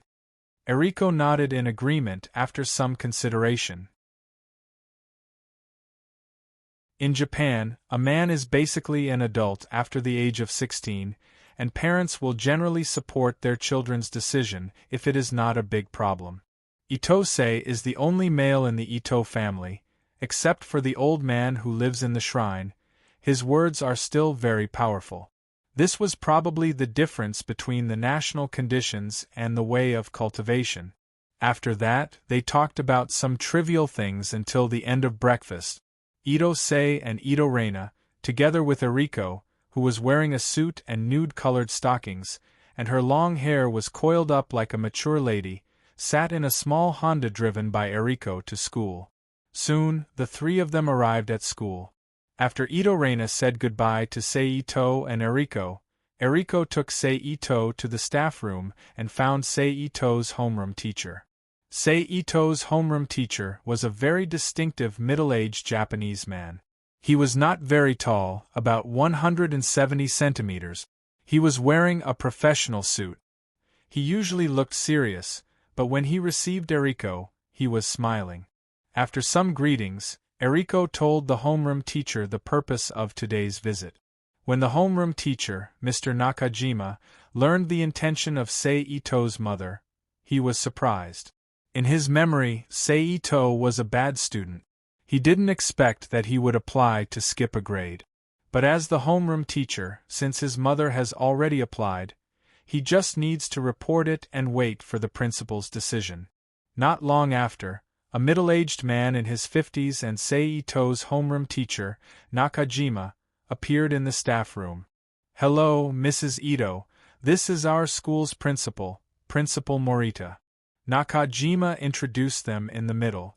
"This is Seito's mother, Mrs. Eriko Ito, who applied to skip a grade." "Hello, Mrs. Ito." Principal Morita reached out and shook Eriko's hand with a smile. "Hello, Principal Morita." Eriko replied politely. "I have heard from Nakajima about the purpose of your visit, but you know that Seito's grades are not very good. Why did you think of letting him apply to skip a grade?" After they sat down, Principal Morita said. When Nakajima reported to him, he had already reported Seito's situation to Morita. After learning about Seito's situation, Morita took the initiative to speak. "In the past, I didn't expect such a day to come." Eriko smiled and continued, "But recently, a lot of things have happened to my Aching, and his temperament has changed a little. So when I learned about his intention, I was shocked. But later, I found out that my Aching has indeed reached the academic level, so I agreed to his request to apply to the school." "I see." Principal Morita nodded after listening to Eriko's explanation, but he still said, "It's not a problem to apply, but in the spirit of being responsible for the student, we still need to test his academic level. Of course, everything will be done according to the procedure. I believe that my Acheng can definitely do it," Eriko said proudly. "Haha." Principal Morita smiled and then said a few words to Nakajima beside him. More than half an hour later, Nakajima returned to the reception room and informed them that everything was ready. They had been waiting for a long time, so they came together to the room arranged for Seito to take the academic level test under the supervision of Nakajima, the principal, and a teacher called over at the last minute. Soon, the 2-hour test was over. After exchanging a few words with Eriko, Principal Morita left the room with Nakajima and the teacher called over at the last minute to evaluate Seito's final result. Not long after, Mr. Morita and Mr. Nakajima appeared in the reception room again. "Congratulations, Ms. Ito. Your son's results are indeed excellent, and he fully meets the requirements for skipping a grade. Here, I announce that student Seito's application for skipping a grade has been approved." As soon as Principal Morita entered the room, he congratulated and announced happily, "Congratulations, student Ito." Nakajima also congratulated Seito. "Thank you, Mr. Nakajima." "Thank you, Principal Morita." Seito bowed. "Thank you, Principal Morita." Eriko also nodded politely in return, and then said, "There is one more thing to trouble Principal Morita." "What is it?" Principal Morita looked at Eriko and asked in confusion. "It's like this. In the case of my son, Acheng, he can completely self-study at home, so we intend to apply for permission to self-study," Eriko said. Morita frowned and didn't say anything. He just lowered his head and pondered. Eriko and the others didn't say anything. They just quietly waited for Principal Morita's answer. Take Seito as an example. I don't doubt his ability to self-study, but if there are no restrictions, I'm afraid. Principal Morita didn't finish his words, but Eriko knew what he was afraid of. He was afraid that after Ito Seiji was no longer restrained, he would lose control of himself and eventually affect Ito Seiji. In Japan, whether a school was good or bad didn't depend on the enrollment rate, so the principal didn't consider the so-called enrollment rate at all. He only considered it as a matter of responsibility for the student. "You can rest assured that we will restrain him, and you can do the same." As long as Ah Cheng's final exam results are not higher than the standard, let him come back to school to attend classes. What do you think? Eriko gave a well-thought-out suggestion. Well, if that's the case, it's fine. Please wait a moment. Principal Morita nodded, got up, and left the reception room. After a while, Principal Morita returned with a piece of paper and handed it to Eriko. Eriko took the paper from Principal Morita and looked at it. She found that there was a self-study permit written on it. She carefully put it in her purse, got up, shook hands with Principal Morita, and left with Sei Ito. I really didn't expect it. Nakajima sighed as he watched the mother and son disappear outside. Hee, don't sigh here. The world is full of all kinds of miracles. Principal Morita patted Nakajima's shoulder happily and turned to walk to his principal's office. Suddenly, I found that there were more than 40 essences. I can send them.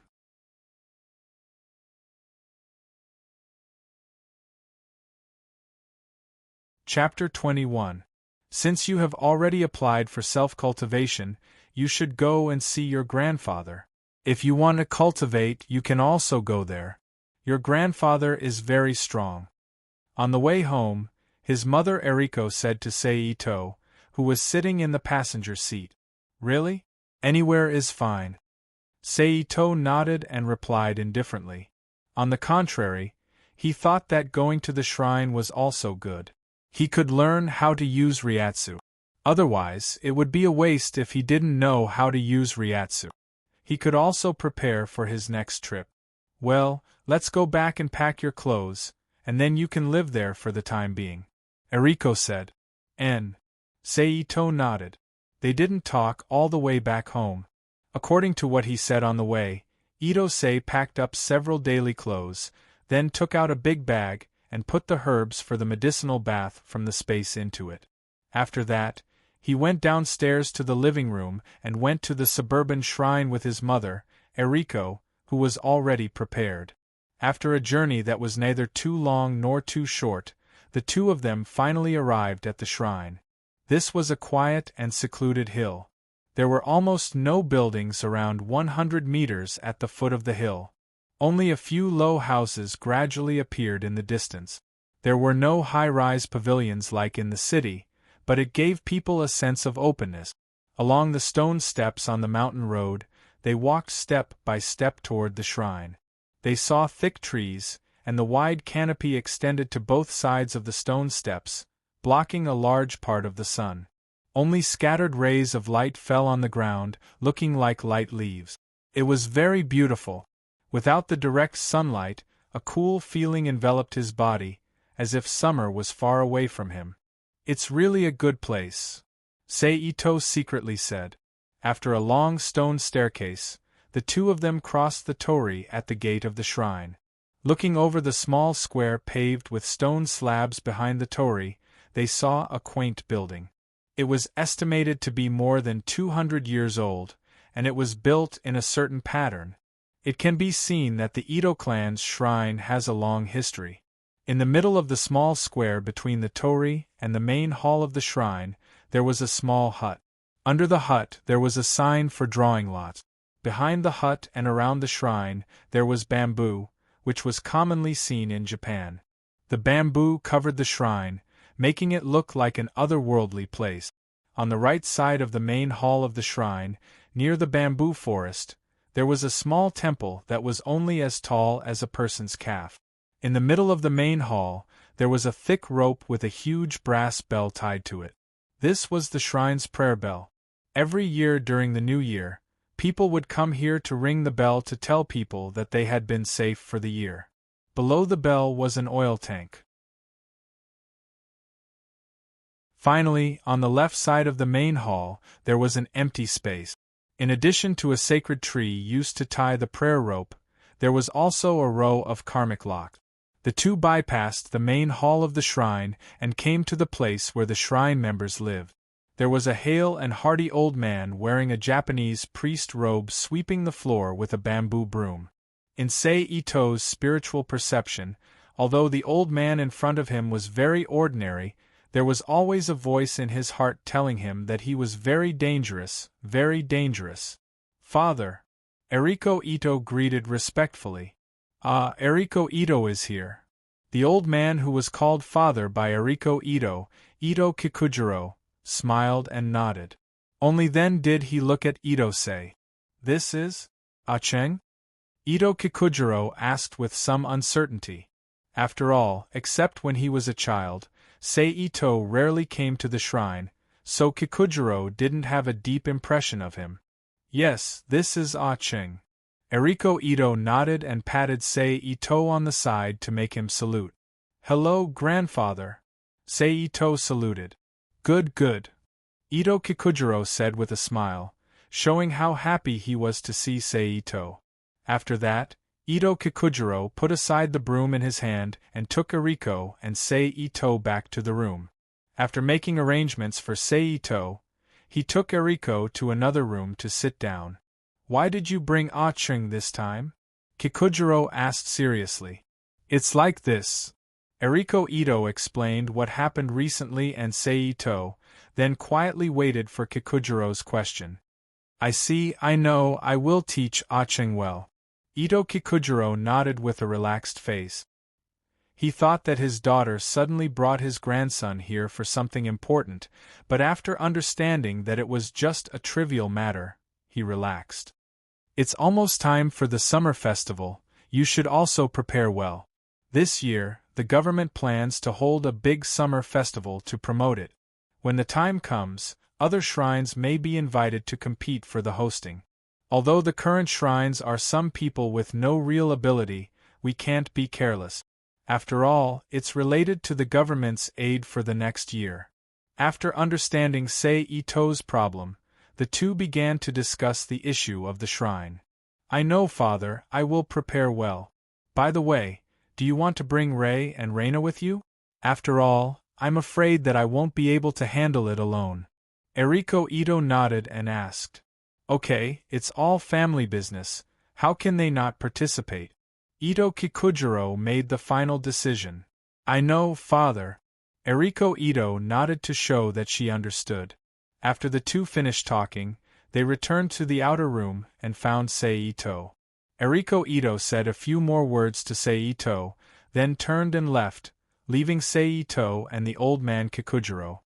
Acheng, your mother said that you have recently begun to practice the family's swordsmanship, right? Kikujiro Ito asked with a pleasant expression. Yes. Sei Ito nodded.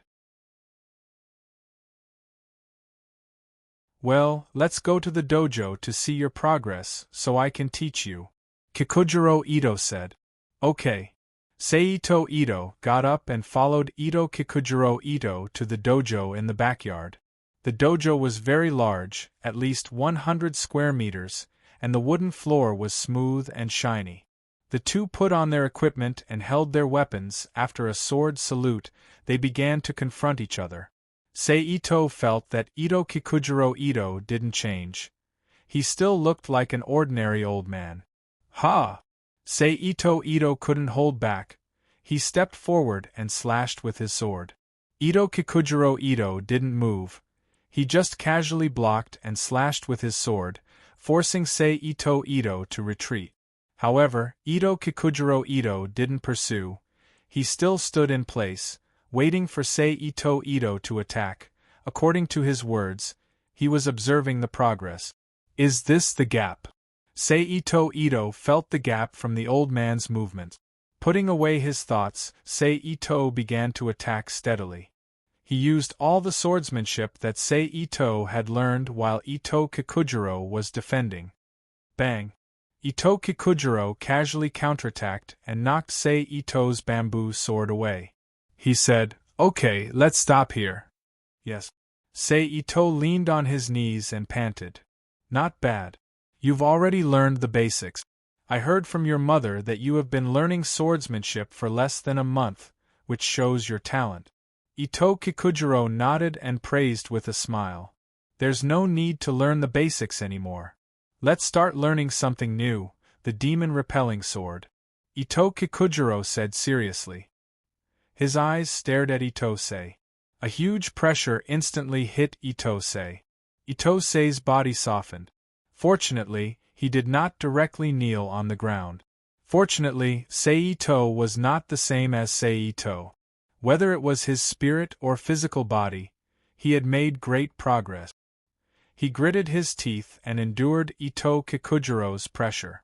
At the same time, he thought to himself, sure enough, the old man of the Ito family is not that simple. Ito Kikujiro looked at his grandson, who was not forced to kneel on the ground by his pressure. He was very surprised. Then, he smiled and slowly increased the pressure. Damn it! Sei-Ito felt the pressure increase, but he persisted with his willpower. He didn't know if it was a second or a minute, but the spiritual power in Sei-Ito's body suddenly moved. In an instant, Sei-Ito felt the pressure on his body lighten. As the spiritual power moved faster and faster, the pressure on his body became more and more comfortable. Gradually, it was not so uncomfortable. This is spiritual power. Ito Kikujiro looked at his grandson in shock, speechless. Please add recommend. I also want to be on the new book list, ha ha ha ha.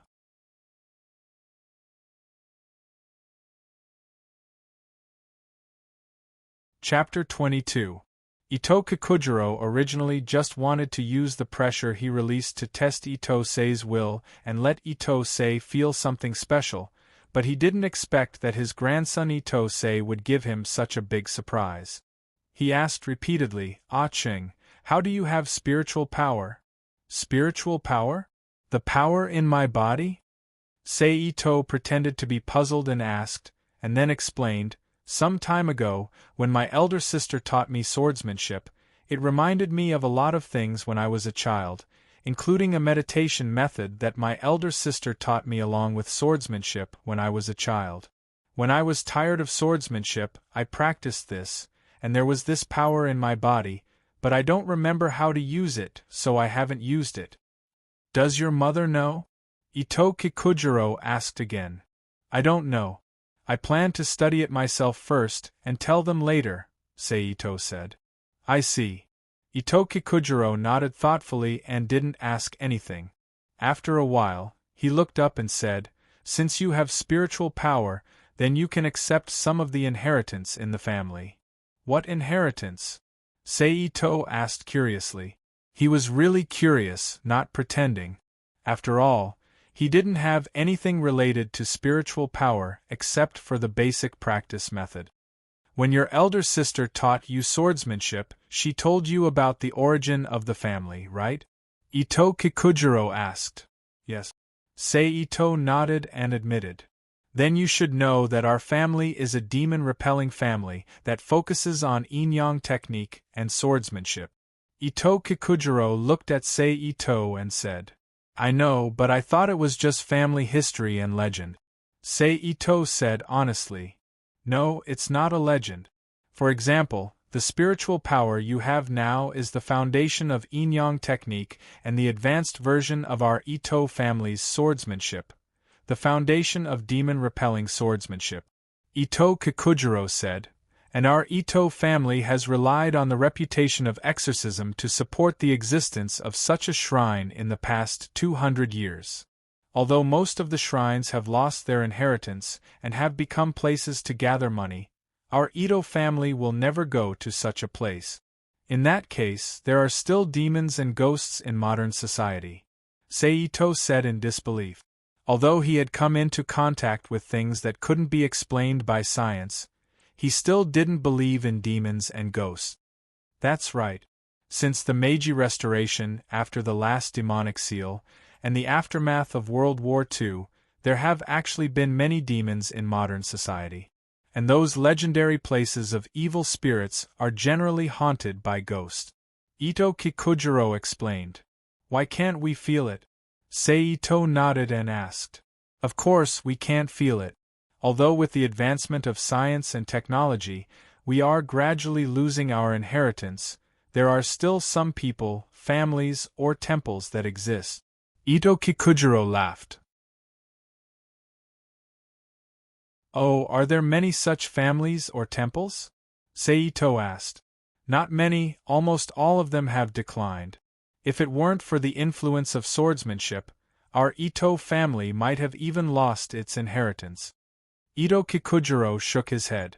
But there are still some famous inheritances, such as the Fushimi Inari Shrine in Kyoto, Ayase Shrine, Meiji Shrine, Todaiji Shrine, and so on. These are all well known, and this is also the reason why the demons don't dare to run rampant. Do my mother and sister know about these? Ito-sei nodded humbly and memorized the names mentioned by Ito Kikujiro in his heart. Of course. Ito Kikujiro laughed. When they knew about this, they were very surprised. At that time, their expressions were very cute. Well, let's not talk about this. You just need to understand it. Now, let's start practicing. Ito Kikujiro said seriously. Yes. Seito also said seriously. Then, the two began to teach. Ito Kikujiro first explained to Seito how to guide the spiritual power in the body and use it. When Seito could probably do some basic things, he began to teach him the Ito family's swordsmanship. When it was almost evening, the swordsmanship practice stopped. After resting and eating dinner, Ito Kikujiro arranged for Seito to go to the Sutra Pavilion behind the shrine to read various ancient books. Seito mainly read about the records and history of Yin-Yang Jutsu, as well as some explanations about the use of technique. After reading the books, before going to bed, Seito took a medicinal bath as usual. At that time, Ito Kikujiro also observed Seito's medicinal bath and found that he couldn't understand it. Finally, it was time to practice before going to bed. A full day passed like this. The next morning, I woke up early and put on the Japanese-style kimono that Ito Kikujiro had prepared for me. It was the kind that resembled a ronin's clothing, but without a jacket. I started cleaning the shrine. After breakfast, I started my daily training. Other than the swordsmanship class being changed to the morning, the shrine's etiquette class after lunch, and the Sutra Pavilion being changed to the afternoon, there were no other changes. Time passed day by day, and in the blink of an eye, half a month passed quickly. In more than half a month of practice, Seito has been able to skillfully use the Reiki in his body, and under the guidance of Ito Kikujiro, he learned most of the Ito family's swordsmanship and several simple techniques, as well as the ritual of the shrine. Seito's mother Eriko, eldest sister Suzu Ito, and second sister Seito came to the shrine to visit Seito. Seeing Seito change day by day, the Ito family was very happy. On this day, Seito felt a little quiet, so after practicing his swordsmanship, he took the initiative to find Ito Kikujiro. Grandpa, I feel a little irritated when practicing recently, so I want to go out and have a look. Seito said directly after seeing Ito Kikujiro. Is that so? It seems that you have reached a bottleneck. In that case, it is a good choice to go out and have a look. Ito Kikujiro listened to Seito's words and said, Do you have any plans to go anywhere? No, I plan to walk around casually. I don't have an exact route. Seito shook his head. So, that is to say, the time is not certain. Ito Kikujiro confirmed. Yes. Seito nodded and admitted. Well, okay, I agree, but you have to talk to your mother about this. Ito Kikujiro just thought about it and agreed. With his understanding of Seito's strength during this time, as long as he did not encounter any special problems, his personal safety was basically not a problem, so he was not too worried and agreed much more readily. Got it, I will call my mother later. Seito nodded and was about to get up and leave. Wait. Ito Kikujiro stopped Seito, who was about to get up and leave. He took out an object made of bamboo from his arms and handed it to Seito. Take this. If you encounter a special situation, it may be of some use.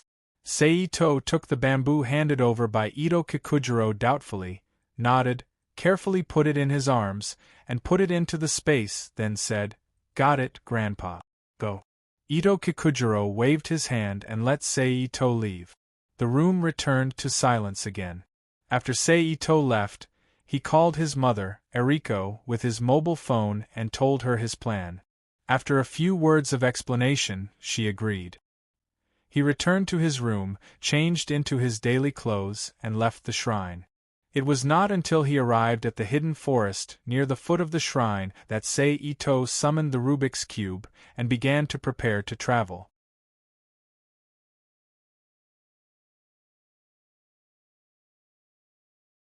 Chapter 23. Do you want to return to the previous world? The magic cube's information still abruptly appeared in Seito's mind, but Seito was obviously used to it. If I want to go back, how long will it take for the time there to pass? Itsunari suddenly remembered that he only cared about the flow of time on the other side. He didn't know about the changes in time on the other side. According to the ratio of 1 day and 24 minutes, he could have lived for a few years on the other side. So, it seemed that there was not much meaning in the past except for using this house. The time in the dimensional world is relatively static compared to the main world. Only when an external force breaks in will the time of that world flow to the invader. After the invader leaves, except for the time needed for the world to repair, time is static. How long has it been in that world? Seito asked curiously. Half a month. I remember you said that if my spiritual power improves, the flow of time will change. If I go to that world, how much time will it be? Seito recalled the information given by the magic cube and asked. The user's current spiritual power level is low-level superior. The time ratio is 1 day in the dimensional world and 15 minutes in the main world. If it is upgraded to mid-level low-level, the time ratio between the dimensional world and the main world will change to 1 day and 5 minutes. So it's like this. Seito nodded and continued. Start the transmission, choose the new world.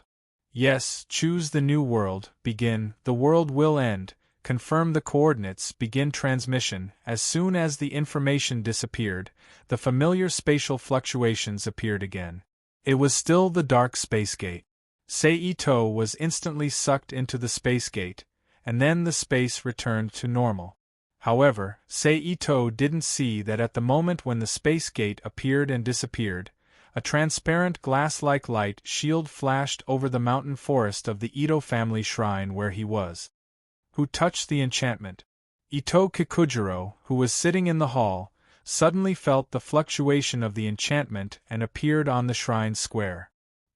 He stared in the direction where Seito was for a long time, but he couldn't find anything for a long time. Then he returned to the house and continued to drink tea as if it was a demon passing by. After the familiar spacetime travel, it was still the transformation and absorption of the world's power, but this time the world's power was obviously much stronger. It could be seen that the level of this world was much higher than the world of the strongest disciple in history. Whether it was in the world of history or the real world, Idose had been strengthened. If it was still in the world of history, the twilight of the gods would have become stepping stones for Idose. After feeling the transformation of the power of the world, Idose found that his spiritual power had improved again. Only then did he have the leisure to look at the surrounding environment. 2. After getting used to it, he opened his eyes and observed where he was. It was still a dark corner that no one paid attention to. What he saw was a mountain of garbage. All kinds of discarded objects were scattered in a group. Rats were shuttling through the garbage without any fear of humans. From time to time, they would bite and fight for a piece of garbage. What the F***ck is this place? Ito Seizai couldn't help but curse out loud. Collect the world's favored and number them according to their energy intensity. Let's start. Seito endured the pungent smell and ordered in his heart. Collecting begins. In the process of collecting the Rubik's Cube, Seito was also thinking about what to do in this world. After all, he wasn't ignorant of everything when he first got the Rubik's Cube. After experiencing a world, he had some experience. He knew that his use of the Rubik's Cube was still rough, and the main purpose of traveling between worlds was to collect the world's power. Besides learning some useful knowledge, there was almost nothing. A moment later. Search complete. Numbering complete. Target presented. In an instant, a large amount of information rushed into his brain. If it weren't for the improvement of his mental strength and the transformation of the world's power that made his brain stronger, this impact would have definitely made him suffer. Fortunately, the transmission speed was very fast. Those who were favored by the power of the world were ranked according to red, orange, yellow, green, cyan, blue, and purple. Red was the lowest and purple was the highest. If there were mixed colors in between, then they were ranked between the two colors. By the way, Rubik's Cube, can you evaluate the world's power absorbed when killing the world's favored or when I do something? Seito asked after thinking about it. Yes, but you can't use specific values. You can only use less, more, average, a lot, and a huge amount to express it. That's good. This way, I can better determine the node and take action. Seito nodded and continued. You can also detect whether you have reached the node of the world's operation according to the changes in the surrounding world's power. Yes. Well, when the world's power changes, give me a hint. Seito said. Also, when you encounter the world's favored, give me a hint according to the energy rating above, according to the possible choices that may appear. Yes. Seeing the information of the Rubik's Cube, Seito secretly nodded. The Rubik's Cube can do this, then there must be other functions waiting for him to discover. At least, the so-called super function of collecting all the resources needed by the user to build his own world was not understood. But for now, it's not bad. Everything needs to be developed by himself. He raised his head and walked in the direction of the nearest worlds favored in his mind. What he saw was still a mountain of garbage. There were not only rats and wildcats on the garbage mountain. Gradually, sporadic human figures began to appear. They were all dressed in rags, and their faces were yellow and emaciated. They looked at Ito-sei with bloodthirsty eyes. If it weren't for their survival instincts telling them that Seito was not to be trifled with, Seito would have gone through several battles by now. On the way, Ito-sei also saw several waves of human fight. Both sides fought for no reason. Everything was for food, and that food might just be a piece of moldy bread. Then, one side would kill the other, and the winner would leave with the spoils of war. The lifeless corpses would be casually thrown away like garbage, and they would be visited by wild cats, dogs, and rats.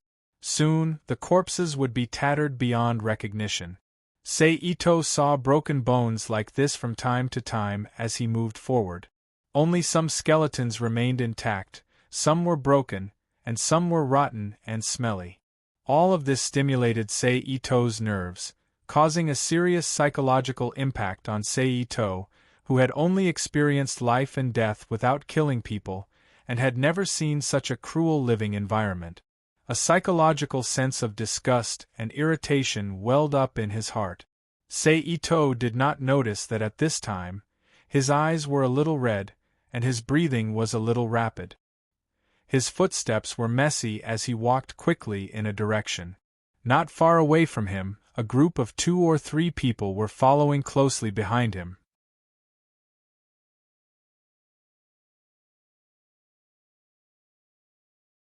Chapter 24. Seito continued to move forward like this. The 3 of them finally couldn't help but exchange glances with each other and simultaneously launch an attack at Seito. At the moment when the attack was about to hit him, Ito-sei's absent-minded spirit suddenly focused. His agitated mood seemed to have found an outlet. His body instinctively moved. After dodging the sneak attack of one of them, he turned around to avoid the attack of the second person. Only then did he reach out to block the attack of the third person. At this time, Seito finally had the energy to size up the 3 people who ambushed him. The 3 of them were all dressed in blue. One of them was as short as a 16 to 17-year-old youth, and held a dagger in his hand. Another was tall and thin with a malevolent glint in his eyes. The last one was more muscular than the other two, and held an iron rod with dark red marks on it. It was obvious that this rod had been drinking blood for many years. The three of them were slightly surprised that their sneak attack failed, but they didn't stop. The youth with the dagger continued to attack. The dagger in his hand quickly drew a bright silver trajectory. Every attack was aimed at the neck, head, chest, and other vital points. Then the youth with the iron rod stepped behind Sei-Ito to block his retreat. The last youth with his bare hands occasionally attacked, causing Sei-Ito to be flustered. Fortunately, Sei-Ito's sense of danger had awakened after his training and the fight with the fist warrior Odin. Otherwise, he would have definitely been injured. However, Sei-Ito was also very sullen. He was already agitated by the surrounding environment, and with this, he couldn't take it anymore. A sinister glint flashed in his eyes as he suddenly stopped moving. He dodged the dagger that was rushing at him, and allowed it to pierce his body. Itosei took advantage of the moment when the young man was stunned. He grabbed the young man's arm that was holding the dagger and twisted it hard. With a kacha sound, the arm of the young man holding the dagger was broken. If it wasn't for Itosei's hand, it would have been unnaturally bent now. After dealing with the guy with the dagger, Itosei didn't stop. He moved his feet and pulled the broken arm behind the young man with the dagger. He used the body of the young man with the dagger to block the attacks of the other two people. Only then did he leisurely use his free hand to pull out the dagger from his body. With a "piu" sound, a small column of blood spurted out from the wound as the dagger was pulled out. Sei-Ito's eyes flashed with an ominous glint. He almost didn't think as he slid the dagger in his hand across the throat of the youth in front of him. Then he pushed the youth holding the iron rod and turned to face the empty-handed youth. When the two saw Sei-Ito's actions, they roared angrily and rushed toward Sei-Ito, Snorlax. However, the youth holding the iron rod was blocked by the corpse of the youth called Snorlax that Sei-Ito had pushed over, so he was one step slower. With this one step, Sei-Ito was already facing the other empty-handed youth. The speed of the two men was extremely fast, almost like a flash of lightning. The shadows of the two men intertwined and the dagger flashed. In just a moment, the bare-handed guy covered his arm and retreated awkwardly with wounds all over his body. He ran toward the iron rod young man while shouting at him, "Quentin, save me!" The youth holding the iron rod was shocked when he saw the empty-handed youth running toward him. He knew that the three of them had kicked an iron plate. Without any hesitation, he kicked the empty-handed youth running toward Sei-Ito. He then turned around and ran, disappearing from the world of the trash mountain. "Quentin, you bastard! You'll die a horrible death!" The empty-handed youth screamed in despair. Puff! The sound of a dagger piercing into flesh was clearly heard. The empty-handed youth fell to the ground, but he was still alive. At this time, Ito Saikai came out from behind him, looking down at the guy who fell to the ground and said coldly, "Who are you? If you want to kill me, just kill me. Why are you talking so much nonsense?" The youth on the ground replied with disdain. His eyes were darting around, and no one knew what he was thinking. "Don't even think about resisting. The moment you resist, I'll finish you off." Sei-Ito looked at the youth's reaction and knew that the people in this place would not give up until they reached the Yellow River. "Humph." The youth snorted and did not reply. His eyes were much more honest. "What's your name?" Sei-Ito asked. "Tran Wallen," the youth on the ground, who was Tran Wallen, answered. "Where is this?" Sei-Ito nodded and glanced at the garbage mountain around him. "Meteor Street." Tran was a little surprised that Sei-Ito did not know where this place was, but he still answered happily. Meteor Street. Ito-sei was familiar with this name in his mind, but he couldn't remember where he had heard it before, so he continued to ask. What's the name of the nearest city from here? How far is it from here? The nearest city is the entrance of Meteor Street. It's called Tipping Town. You can walk out of here in about a day. Tran turned his head to the side and indicated the direction with his eyes. Seito also followed Tran's gaze. At this moment, Seito felt a sudden danger approaching. He turned over and hid almost without thinking. When he did not feel the danger and looked again, he found that Tran on the ground had run far away and almost disappeared. Seito almost instantly realized that the attack just now was caused by this guy. The angry Seito rushed over at full speed without thinking. In the end, Tran was a seriously injured person and could not be compared to Seito, who was only slightly injured. He was caught up in a few moves. The angry Seito used a dagger to cut the tendons of his hands and feet. He fell to the ground again like a cripple. I was careless. None of the guys who survived in this place are good people. I didn't take these guys who were defeated seriously and almost let them turn the tables. Fortunately, the other party did not have any abilities and did not pose any danger to me. If it were other guys who were more powerful or had more vicious things. Thinking of this, Seito unconsciously shuddered. I must be careful when facing enemies in the future, and I must make the other party completely lose the power to resist. This is not the world of the strongest in history. After adjusting his mentality again, Seito carefully walked to Tran and found that the other party had killed himself by biting his tongue. Bastard! Seito cursed in a low voice to vent the unhappiness and irritation in his heart. Then he walked to the other guy who was killed by his dagger and stood there silently. After a long while, Seito seemed to have figured something out. He put away the dagger and turned to leave. This world is very dangerous. Useless kindness will only get you killed. At this moment, the feeling Seito gave people changed again. An indescribable temperament began to appear on Seito. Although it was only a prototype, it was still not to be underestimated. The road to becoming a villain is really long and heavy. Also, please continue to collect and recommend. Keep everything as a mistress.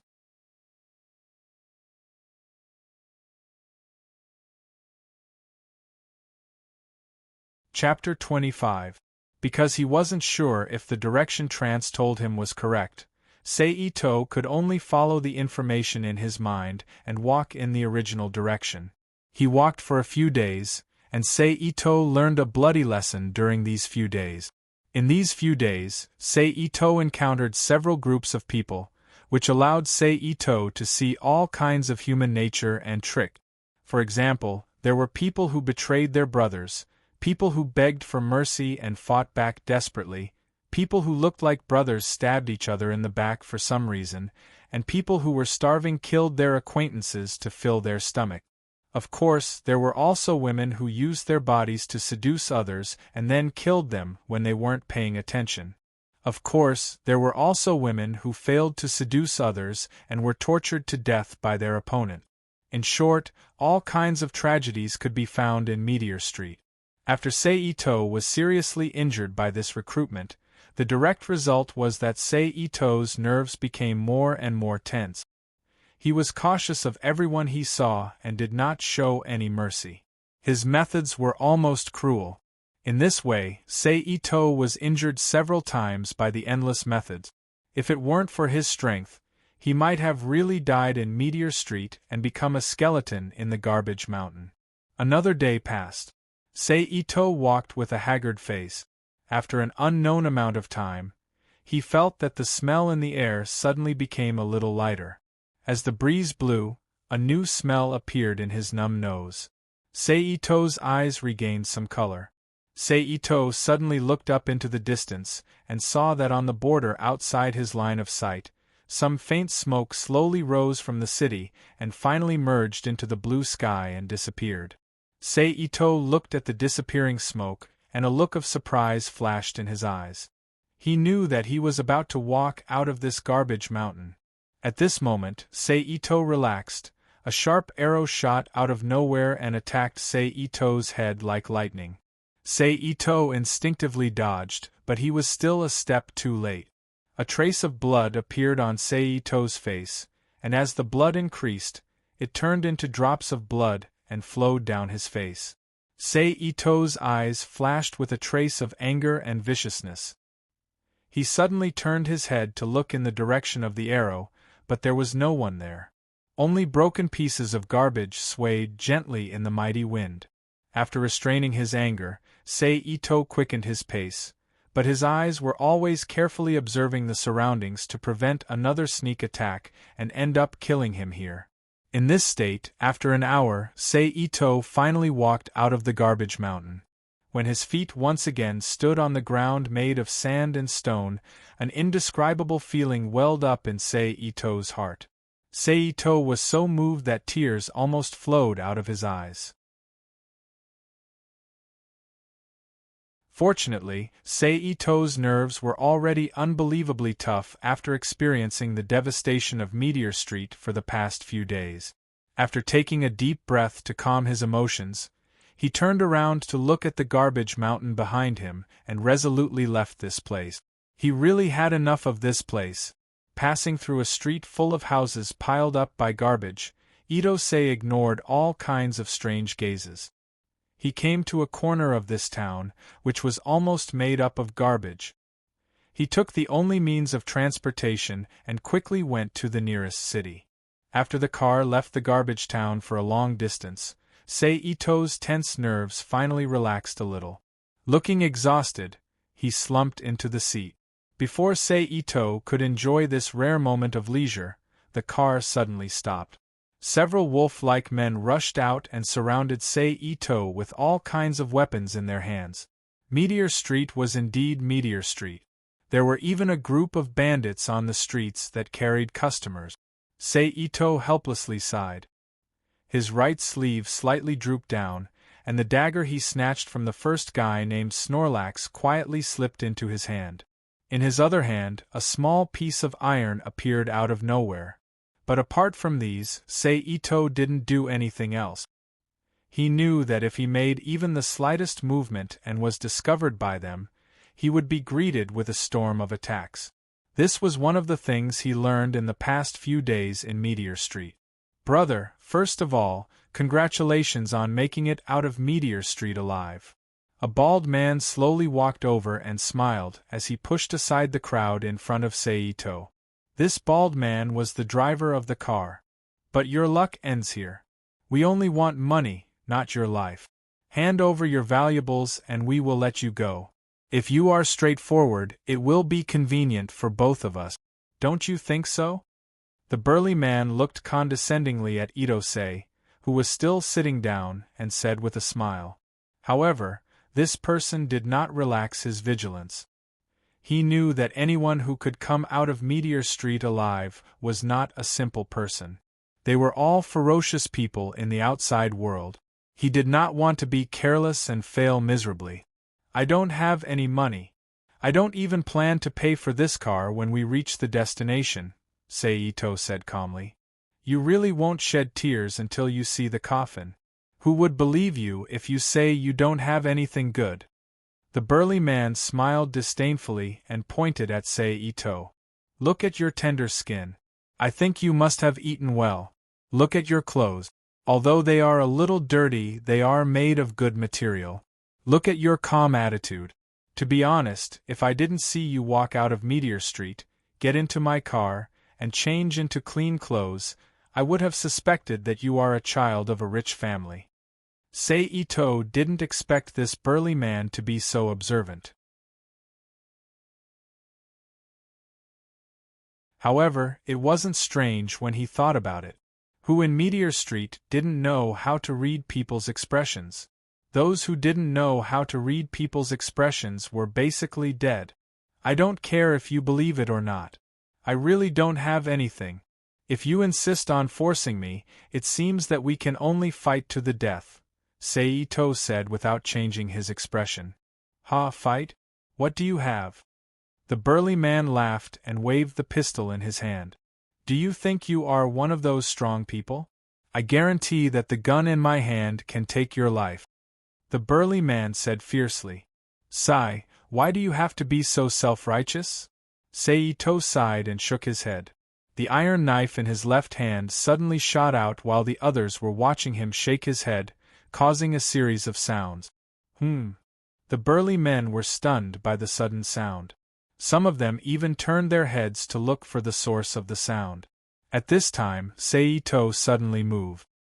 He leaned back slightly to avoid the knife on his neck, and kicked the two men in front of him to the others.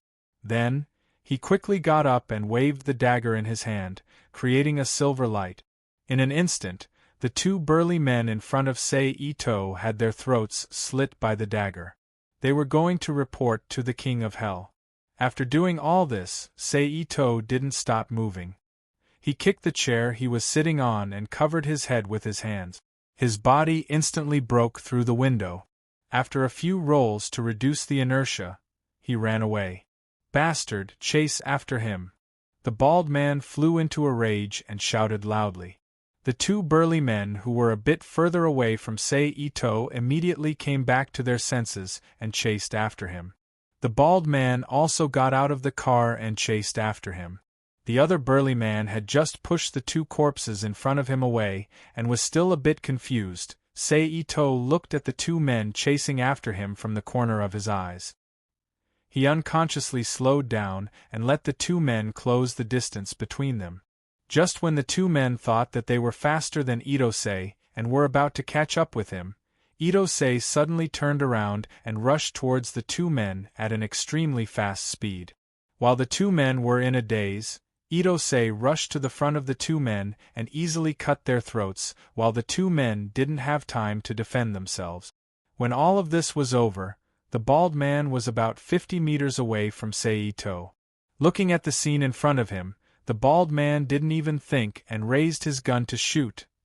Bang, bang, bang. After shooting 3 times in a row, the burly man stopped to look at the results. However, he saw Seito strangely dodging the 3 bullets and rushing towards him. The distance between the two men had shortened by more than 10 meters. When the burly man wanted to turn around and run, Seito had caught up with him. The next step was simple. Seito quickly caught up with the bald man at full speed. After easily dealing with him, he cleaned up the battlefield and plundered the world's wealth. Then, he quickly walked to the place where the car was parked. When he didn't find the last guy, Seito threw the 2 corpses out of the car and walked to the driver's seat. He skillfully ignited the engine and drove away along the road. It was a new week. The previous data had been calculated again. It felt much easier to get onto the new book list, asking for votes and treasures.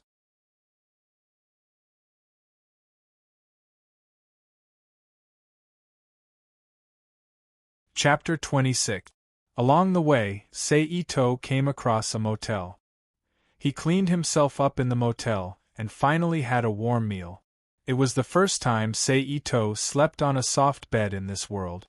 Nothing happened that night. The next morning, Itose woke up and was not used to it. After cultivating for a while, he bought a map, some food and water and put them in his space. Then he set off again. Seito finally arrived at a modern city after a long journey according to the map.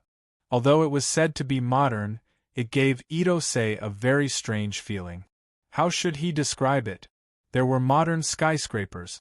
However, there were also low-rise houses. The weirdest thing was that no matter if it was modern skyscrapers or low-rise houses, they all gave off an ancient vibe, as if they were abandoned by the ancient times.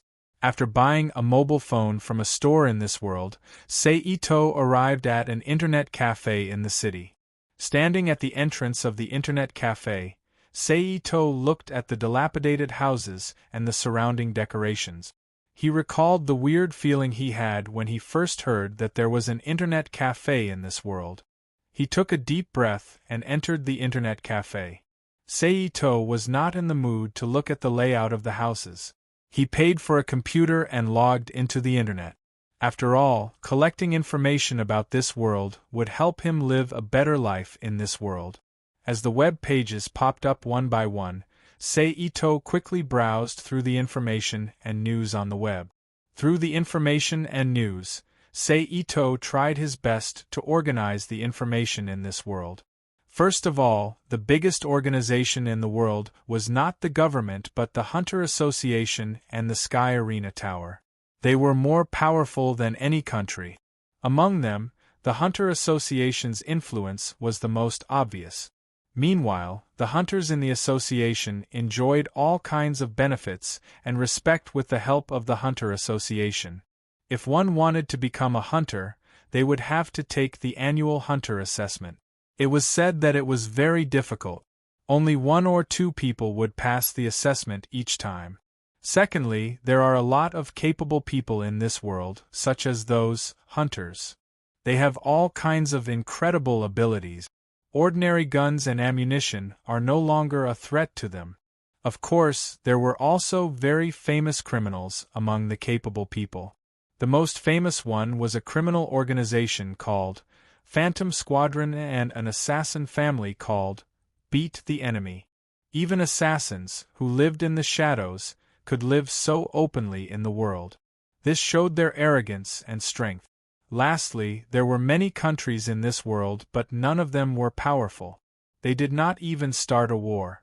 The military and the police were probably just there to maintain law and order. All kinds of problems were left to the Hunter Association and the hunters to solve. That was the main reason why the Hunter Association was so powerful. Meteor Street, Hunter Association, Phantom Troop. This seems to be the world of an anime called Hunter = X Hunter. Seito leaned back on the chair behind him, frowning and thinking about this information. Fortunately, Seito had already experienced the world of anime, so he was mentally prepared. He only paused for a moment and continued to think about what he could do in this world. First of all, the problem of money is easy to solve. I can go to the Sky Arena and solve the housing problem. Then, when it's about time, I'll take the Hunter assessment. That place will definitely become one of the gathering points of the world's power. No matter if the story unfolds or not, as long as I'm there, I'll be able to collect a lot of world's power. Seito's eyes flashed fiercely when he thought of this. After experiencing the days in Meteor Street, Seito did not have any resistance to killing people. He did not have any concerns about killing people to absorb the world's power like he did in the original world. Oh right, there's also a power system called telekinesis in this world. It feels similar to the so-called chi and spiritual power. However, chi and spiritual power are external, while telekinesis is internal. The two seem to complement each other. Also, the assassination technique used to beat up enemies is very interesting. Maybe I can learn it. Seito touched his chin and thought to himself. After a while, Seito decided on some of his plans for this world. He booked an airship ticket to the Sky Arena online and left the internet cafe for a hotel near the airport. This was also one of the things that Seito felt strange. There were planes, but the main means of air transportation was actually an airship. 3 days later, Seito took an airship to the Sky Arena. Looking at the Sky Arena that reached into the clouds, Seito could only sigh at the wonders of this world. He did not know how such a tall building was built in the first place. He quickly walked to the lobby of the Sky Arena. What entered his eyes was a long line of people. Some were tall, some were thin, some were fierce, some were evil, some were strange, and some were different. They were all lining up to register. Of course, with so many people, there were all kinds of strange birds. In the resting area next to the long line, there were a few people who did not like each other and fought fiercely until their heads bled. The service speed of the Sky Arena was quite fast. Soon, it was Seito's turn. Seito filled in his information on the form and took the number plate from the waiter to the competition hall on the first floor.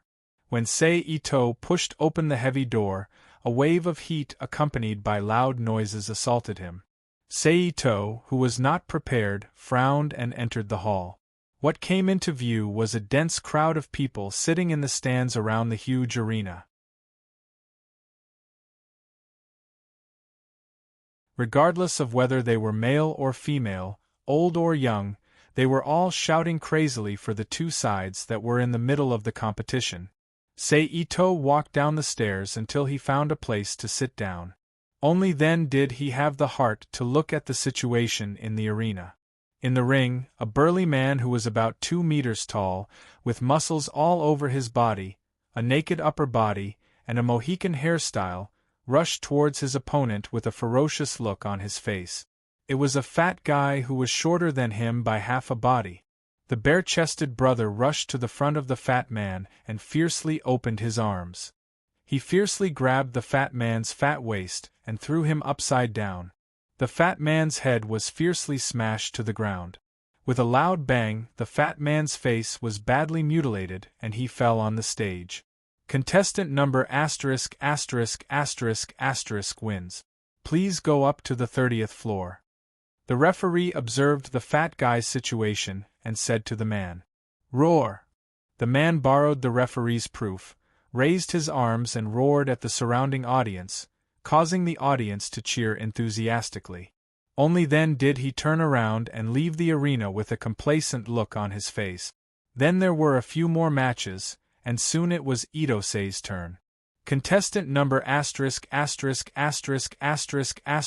and contestant number ****, please come to the arena. On the 4 big screens above the arena on the first floor, the information of the 2 contestants was immediately displayed. Seito slowly walked to the arena. At this time, his opponent had been waiting for him for a long time. Seeing Seito, Daolai laughed wildly. "Boy, this is not a place you should be. Hurry up and admit defeat and beg for mercy. Maybe you can escape unscathed. Otherwise, when I show my power, be careful that you don't lose an arm or a leg. Do whatever you want if you have the ability," Seito replied indifferently. His opponent hadn't met Snorlax, one of the 3 in this world. Seito wasn't interested in him at all. However, in order to be careful, Seito didn't underestimate his opponent. Begin.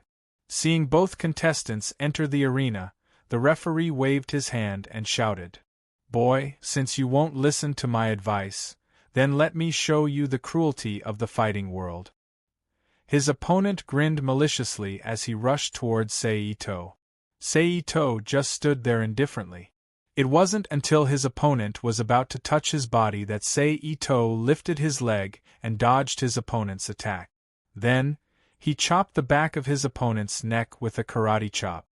His opponent fainted on the arena. Seeing this, the referee hurriedly ran to the arena to check on his opponent's condition. Then, he shouted, "Contestant number ***** wins.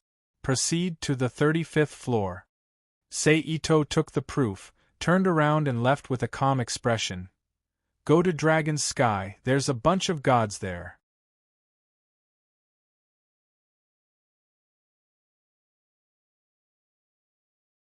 Chapter 27. 10 days later, Seito was living in the rooms prepared for the players on the 180th floor of the Sky Arena. Seito took out a yellow talisman from his storage space and activated it with his spiritual force.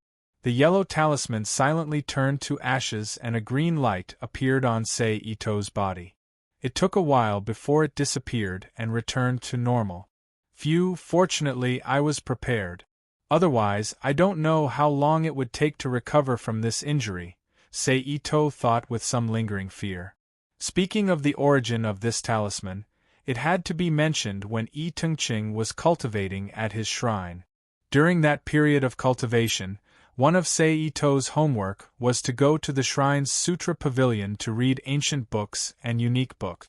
There was a lot of information about the yin-yang technique recorded there, from its origin to its development to its application, and so on. A few of them attracted Seito's attention. One was that the origin of the yin-yang technique was the yin-yang school of the Warring State. During the Han Dynasty, Japan had obtained an incomplete version of the yin-yang technique when they went to Wei. The second was the yin-yang technique of the Taoist school, which was passed down from the Tang Empire to Japan. When Sei Ito saw these two pieces of information, he had a different idea. It had to be known that the yin-yang technique of the Japanese was mainly used for blessing, removing spirits, barriers, and summoning ghosts. Compared to China's Taoist school of Taoism, the application method was not complete. Although Japan had developed many details of these four techniques, they were very unique. Therefore, Sei Ito thought that since he had spiritual force, he could use it to make some Taoist things, such as talismans. With this idea in mind, Sei Ito began to look for things related to Taoism in the Sutra Pavilion. Of course, he wasn't counting on these things. The internet was also a very convenient way. With the effort of others, Sei Ito tried out a few useful talismans from the real and fake information. The rejuvenation talisman was one of them, but he didn't know how powerful it was compared to Taoist talismans. As for the injuries on his body, he had to talk about Ito Sei's life in the Sky Arena these days. Since the day he finished the first level, Sei Ito relied on his superb skills and quick reactions to easily reach the 100th level. At the same time, he obtained a considerable amount of income.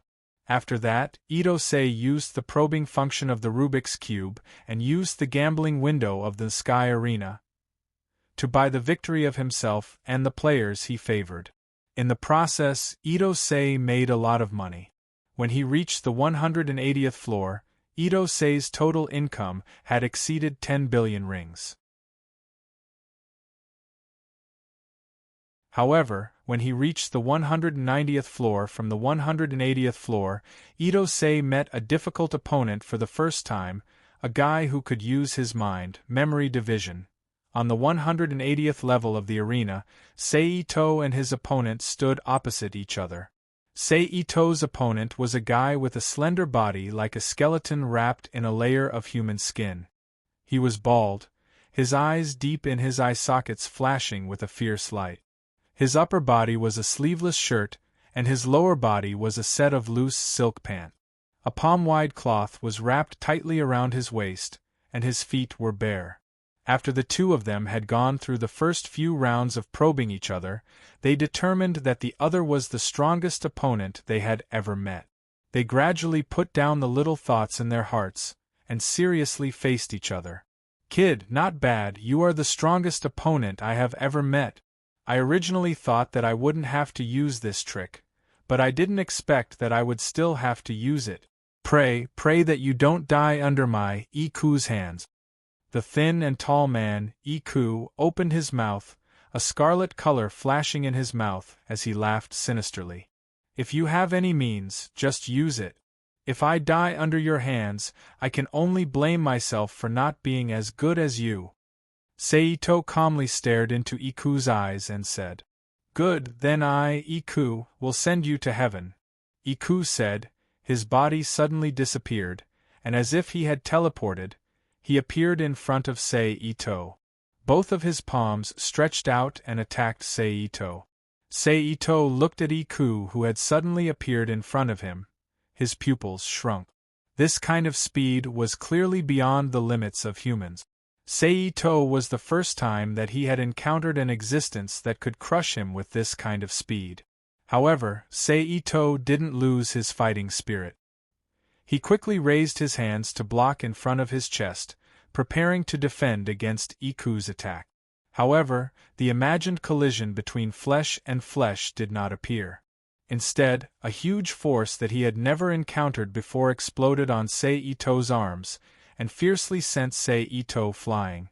If Sei Ito's body had not been modified to be somewhat inhuman, then Sei Ito's arms would not only be numb, but also fractured. Sei Ito was sent flying in space, and before he could fall, Iku had already arrived beside him. Both of his hands pressed on Sei Ito's abdomen, and a huge force blasted down. Bang! Sei Ito's body instantly fell to the ground, creating a human-shaped hole in the arena made of hard stone. Smoke and dust were flying in the air, blocking everyone's line of sight. Kiki! Seito coughed and spat out a mouthful of blood, staining Seito's clothes red. What kind of attack is this?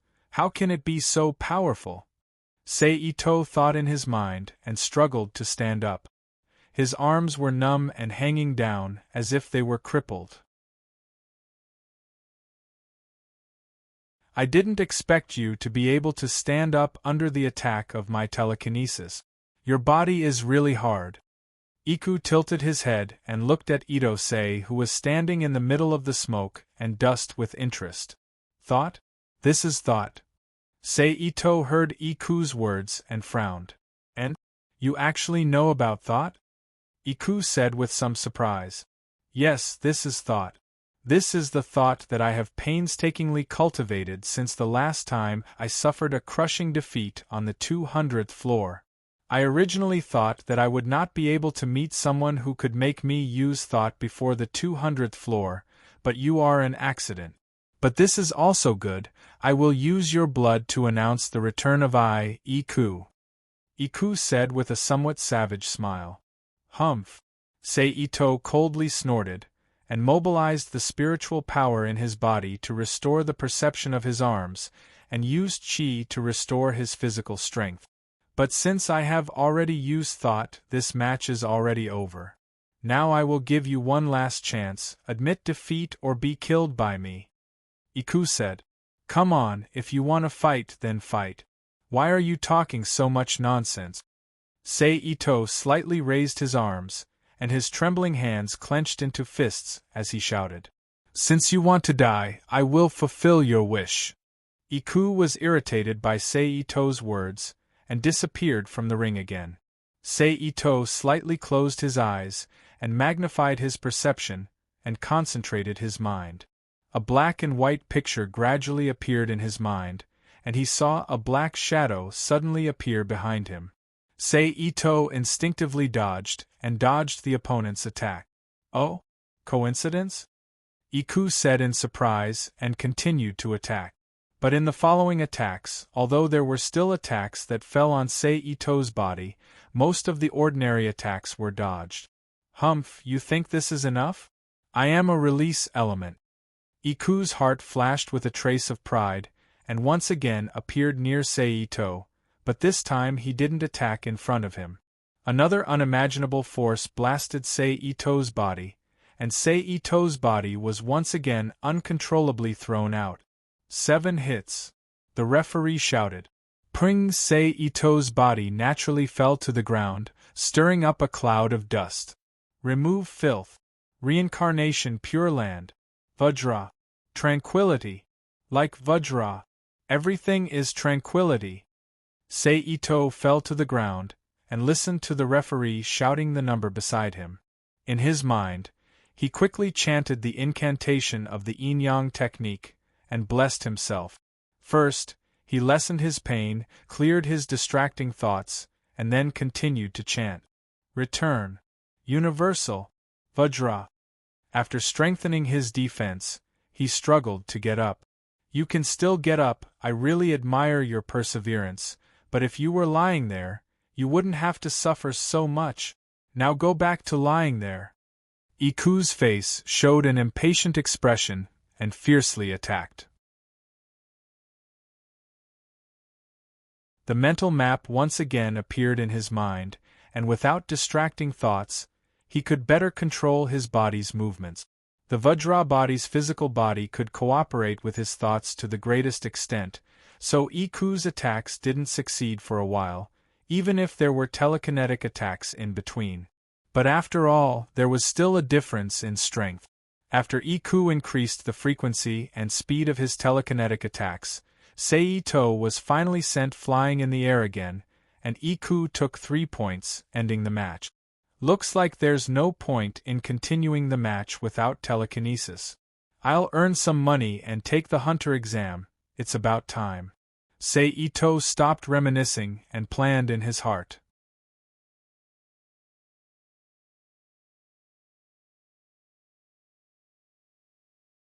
Chapter 28. After spending more than half a month in the Sky Arena, Seito continued to gamble with the money he had. When Seito was about to leave for the hunter exam venue, the money he had reached 15 billion rings. It was more than enough to support Seito's plan. Moreover, he still had to return here after the hunter exam.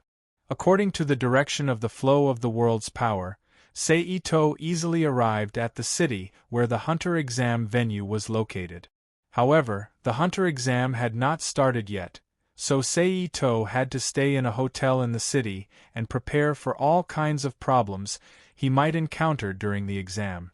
For example, there were rejuvenation talismans for healing, detoxification talismans for detoxification, tranquility talismans for calming the mind, and some simple magical tools that were carved with yin-yang enchantments on some special materials. Of course, there was also a Japanese longsword for self-defense. After all, he didn't know if it was the year in the original storyline, so he didn't know what he would encounter during the exam. As long as he brought a weapon, the Eating family's sword skills would come in handy. When all the preparations were done, there was less than a day before the exam. Seito walked towards the exam venue according to the concentration of the world's power in his mind. Soon, he arrived at a barbecue restaurant that looked very ordinary. Seito pushed the door open and walked in. Seito looked inside and knew that there was a code to be answered. Seito didn't get the code, so he just ordered some drinks under the waiter's service and sat by the side to observe. A few more groups of people came in and noticed that whenever a customer asked for a specific dish or request, the waiter would always lead the customer to a door in the corner and leave them alone. Seito knew that was the way to the exam venue. He got up and walked to the waiter and ordered according to the code. Although the waiter was a little surprised by Seito's sudden appearance, he still led Seito to the room that was prepared in advance. After entering the room, he saw a table full of prepared dishes. Seito sat down and started eating without hesitation. When Seito was almost done eating, there was a sudden ding sound in the room. The room turned dark, and a red indicator light on the wall flashed. The door appeared on the wall immediately. Seito got up and pushed the door open. Instantly, an oppressive and restless atmosphere shrouded Seito. Seito looked at the participants in the venue. Each of them looked strong and ferocious. Even if they weren't that, they all looked very confident, and the fact that they came here without the test.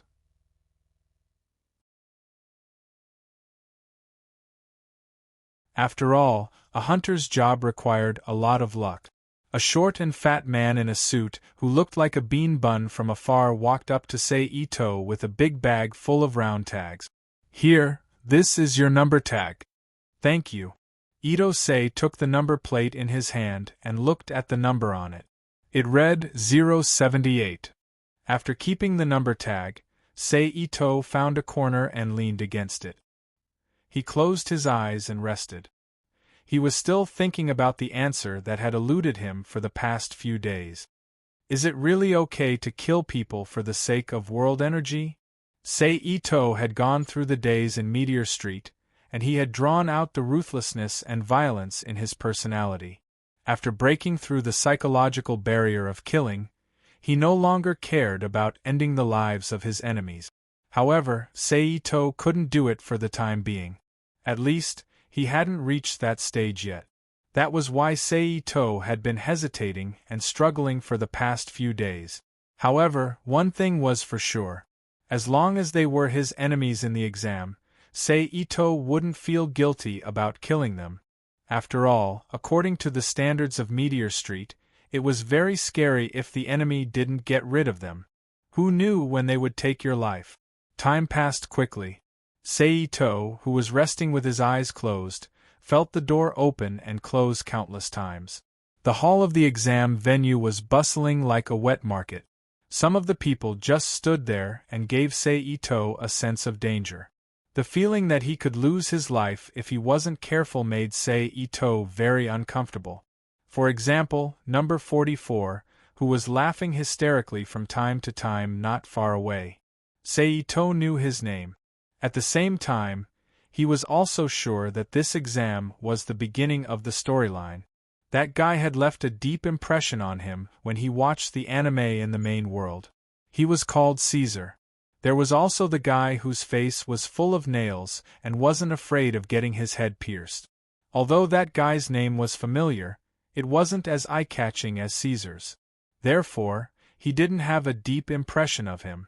After another half a day, a series of ling-ling-ling-ling sounds were heard.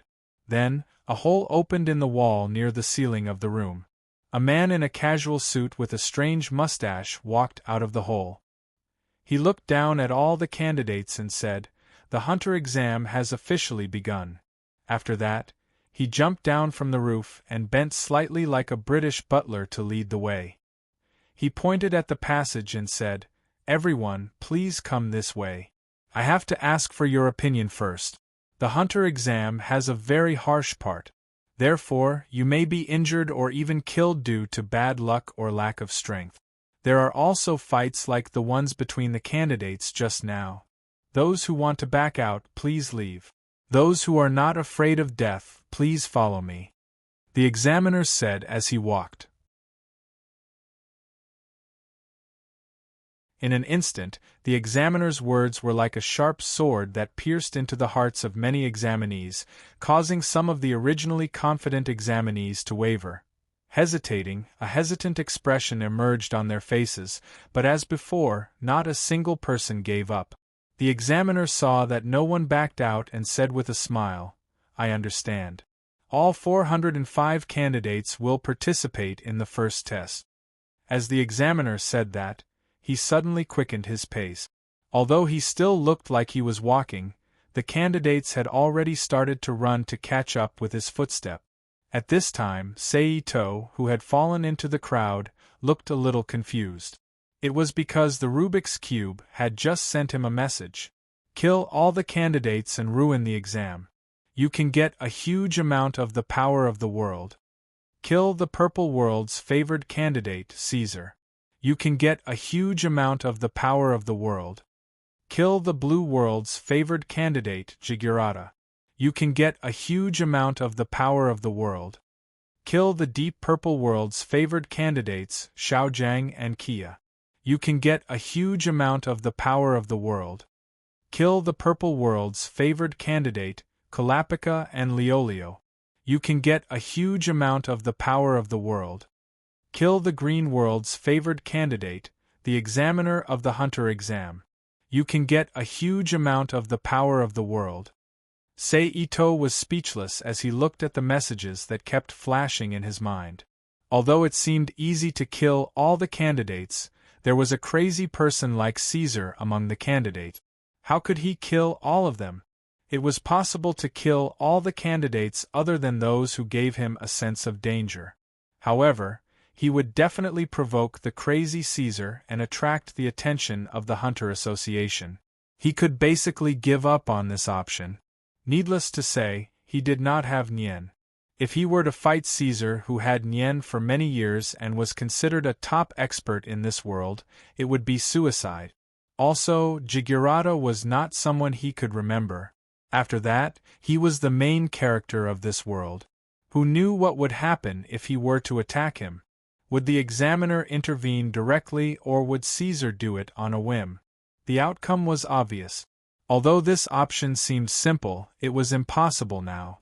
Should he kill the examiner? First of all, he would not be a match for the examiner. After killing him, he would be hunted down by the Hunter Association if he did not have the strength of Caesar. Killing the examiner during the exam was like slapping the association in the face. If they did not deal with him on the surface, he would definitely suffer in secret. Therefore, it seemed like only Liolio and Kalapika had the possibility of killing him. However, he had to spare Xiaogang. However, the key was that he did not have any grudges against them. How could he kill them? He sighed helplessly and continued to follow the examiner. He hoped that things would work out in the end. You're tuning in to the Phoenix Knights YouTube channel. Don't forget to subscribe and join us on this journey to catch the most captivating stories.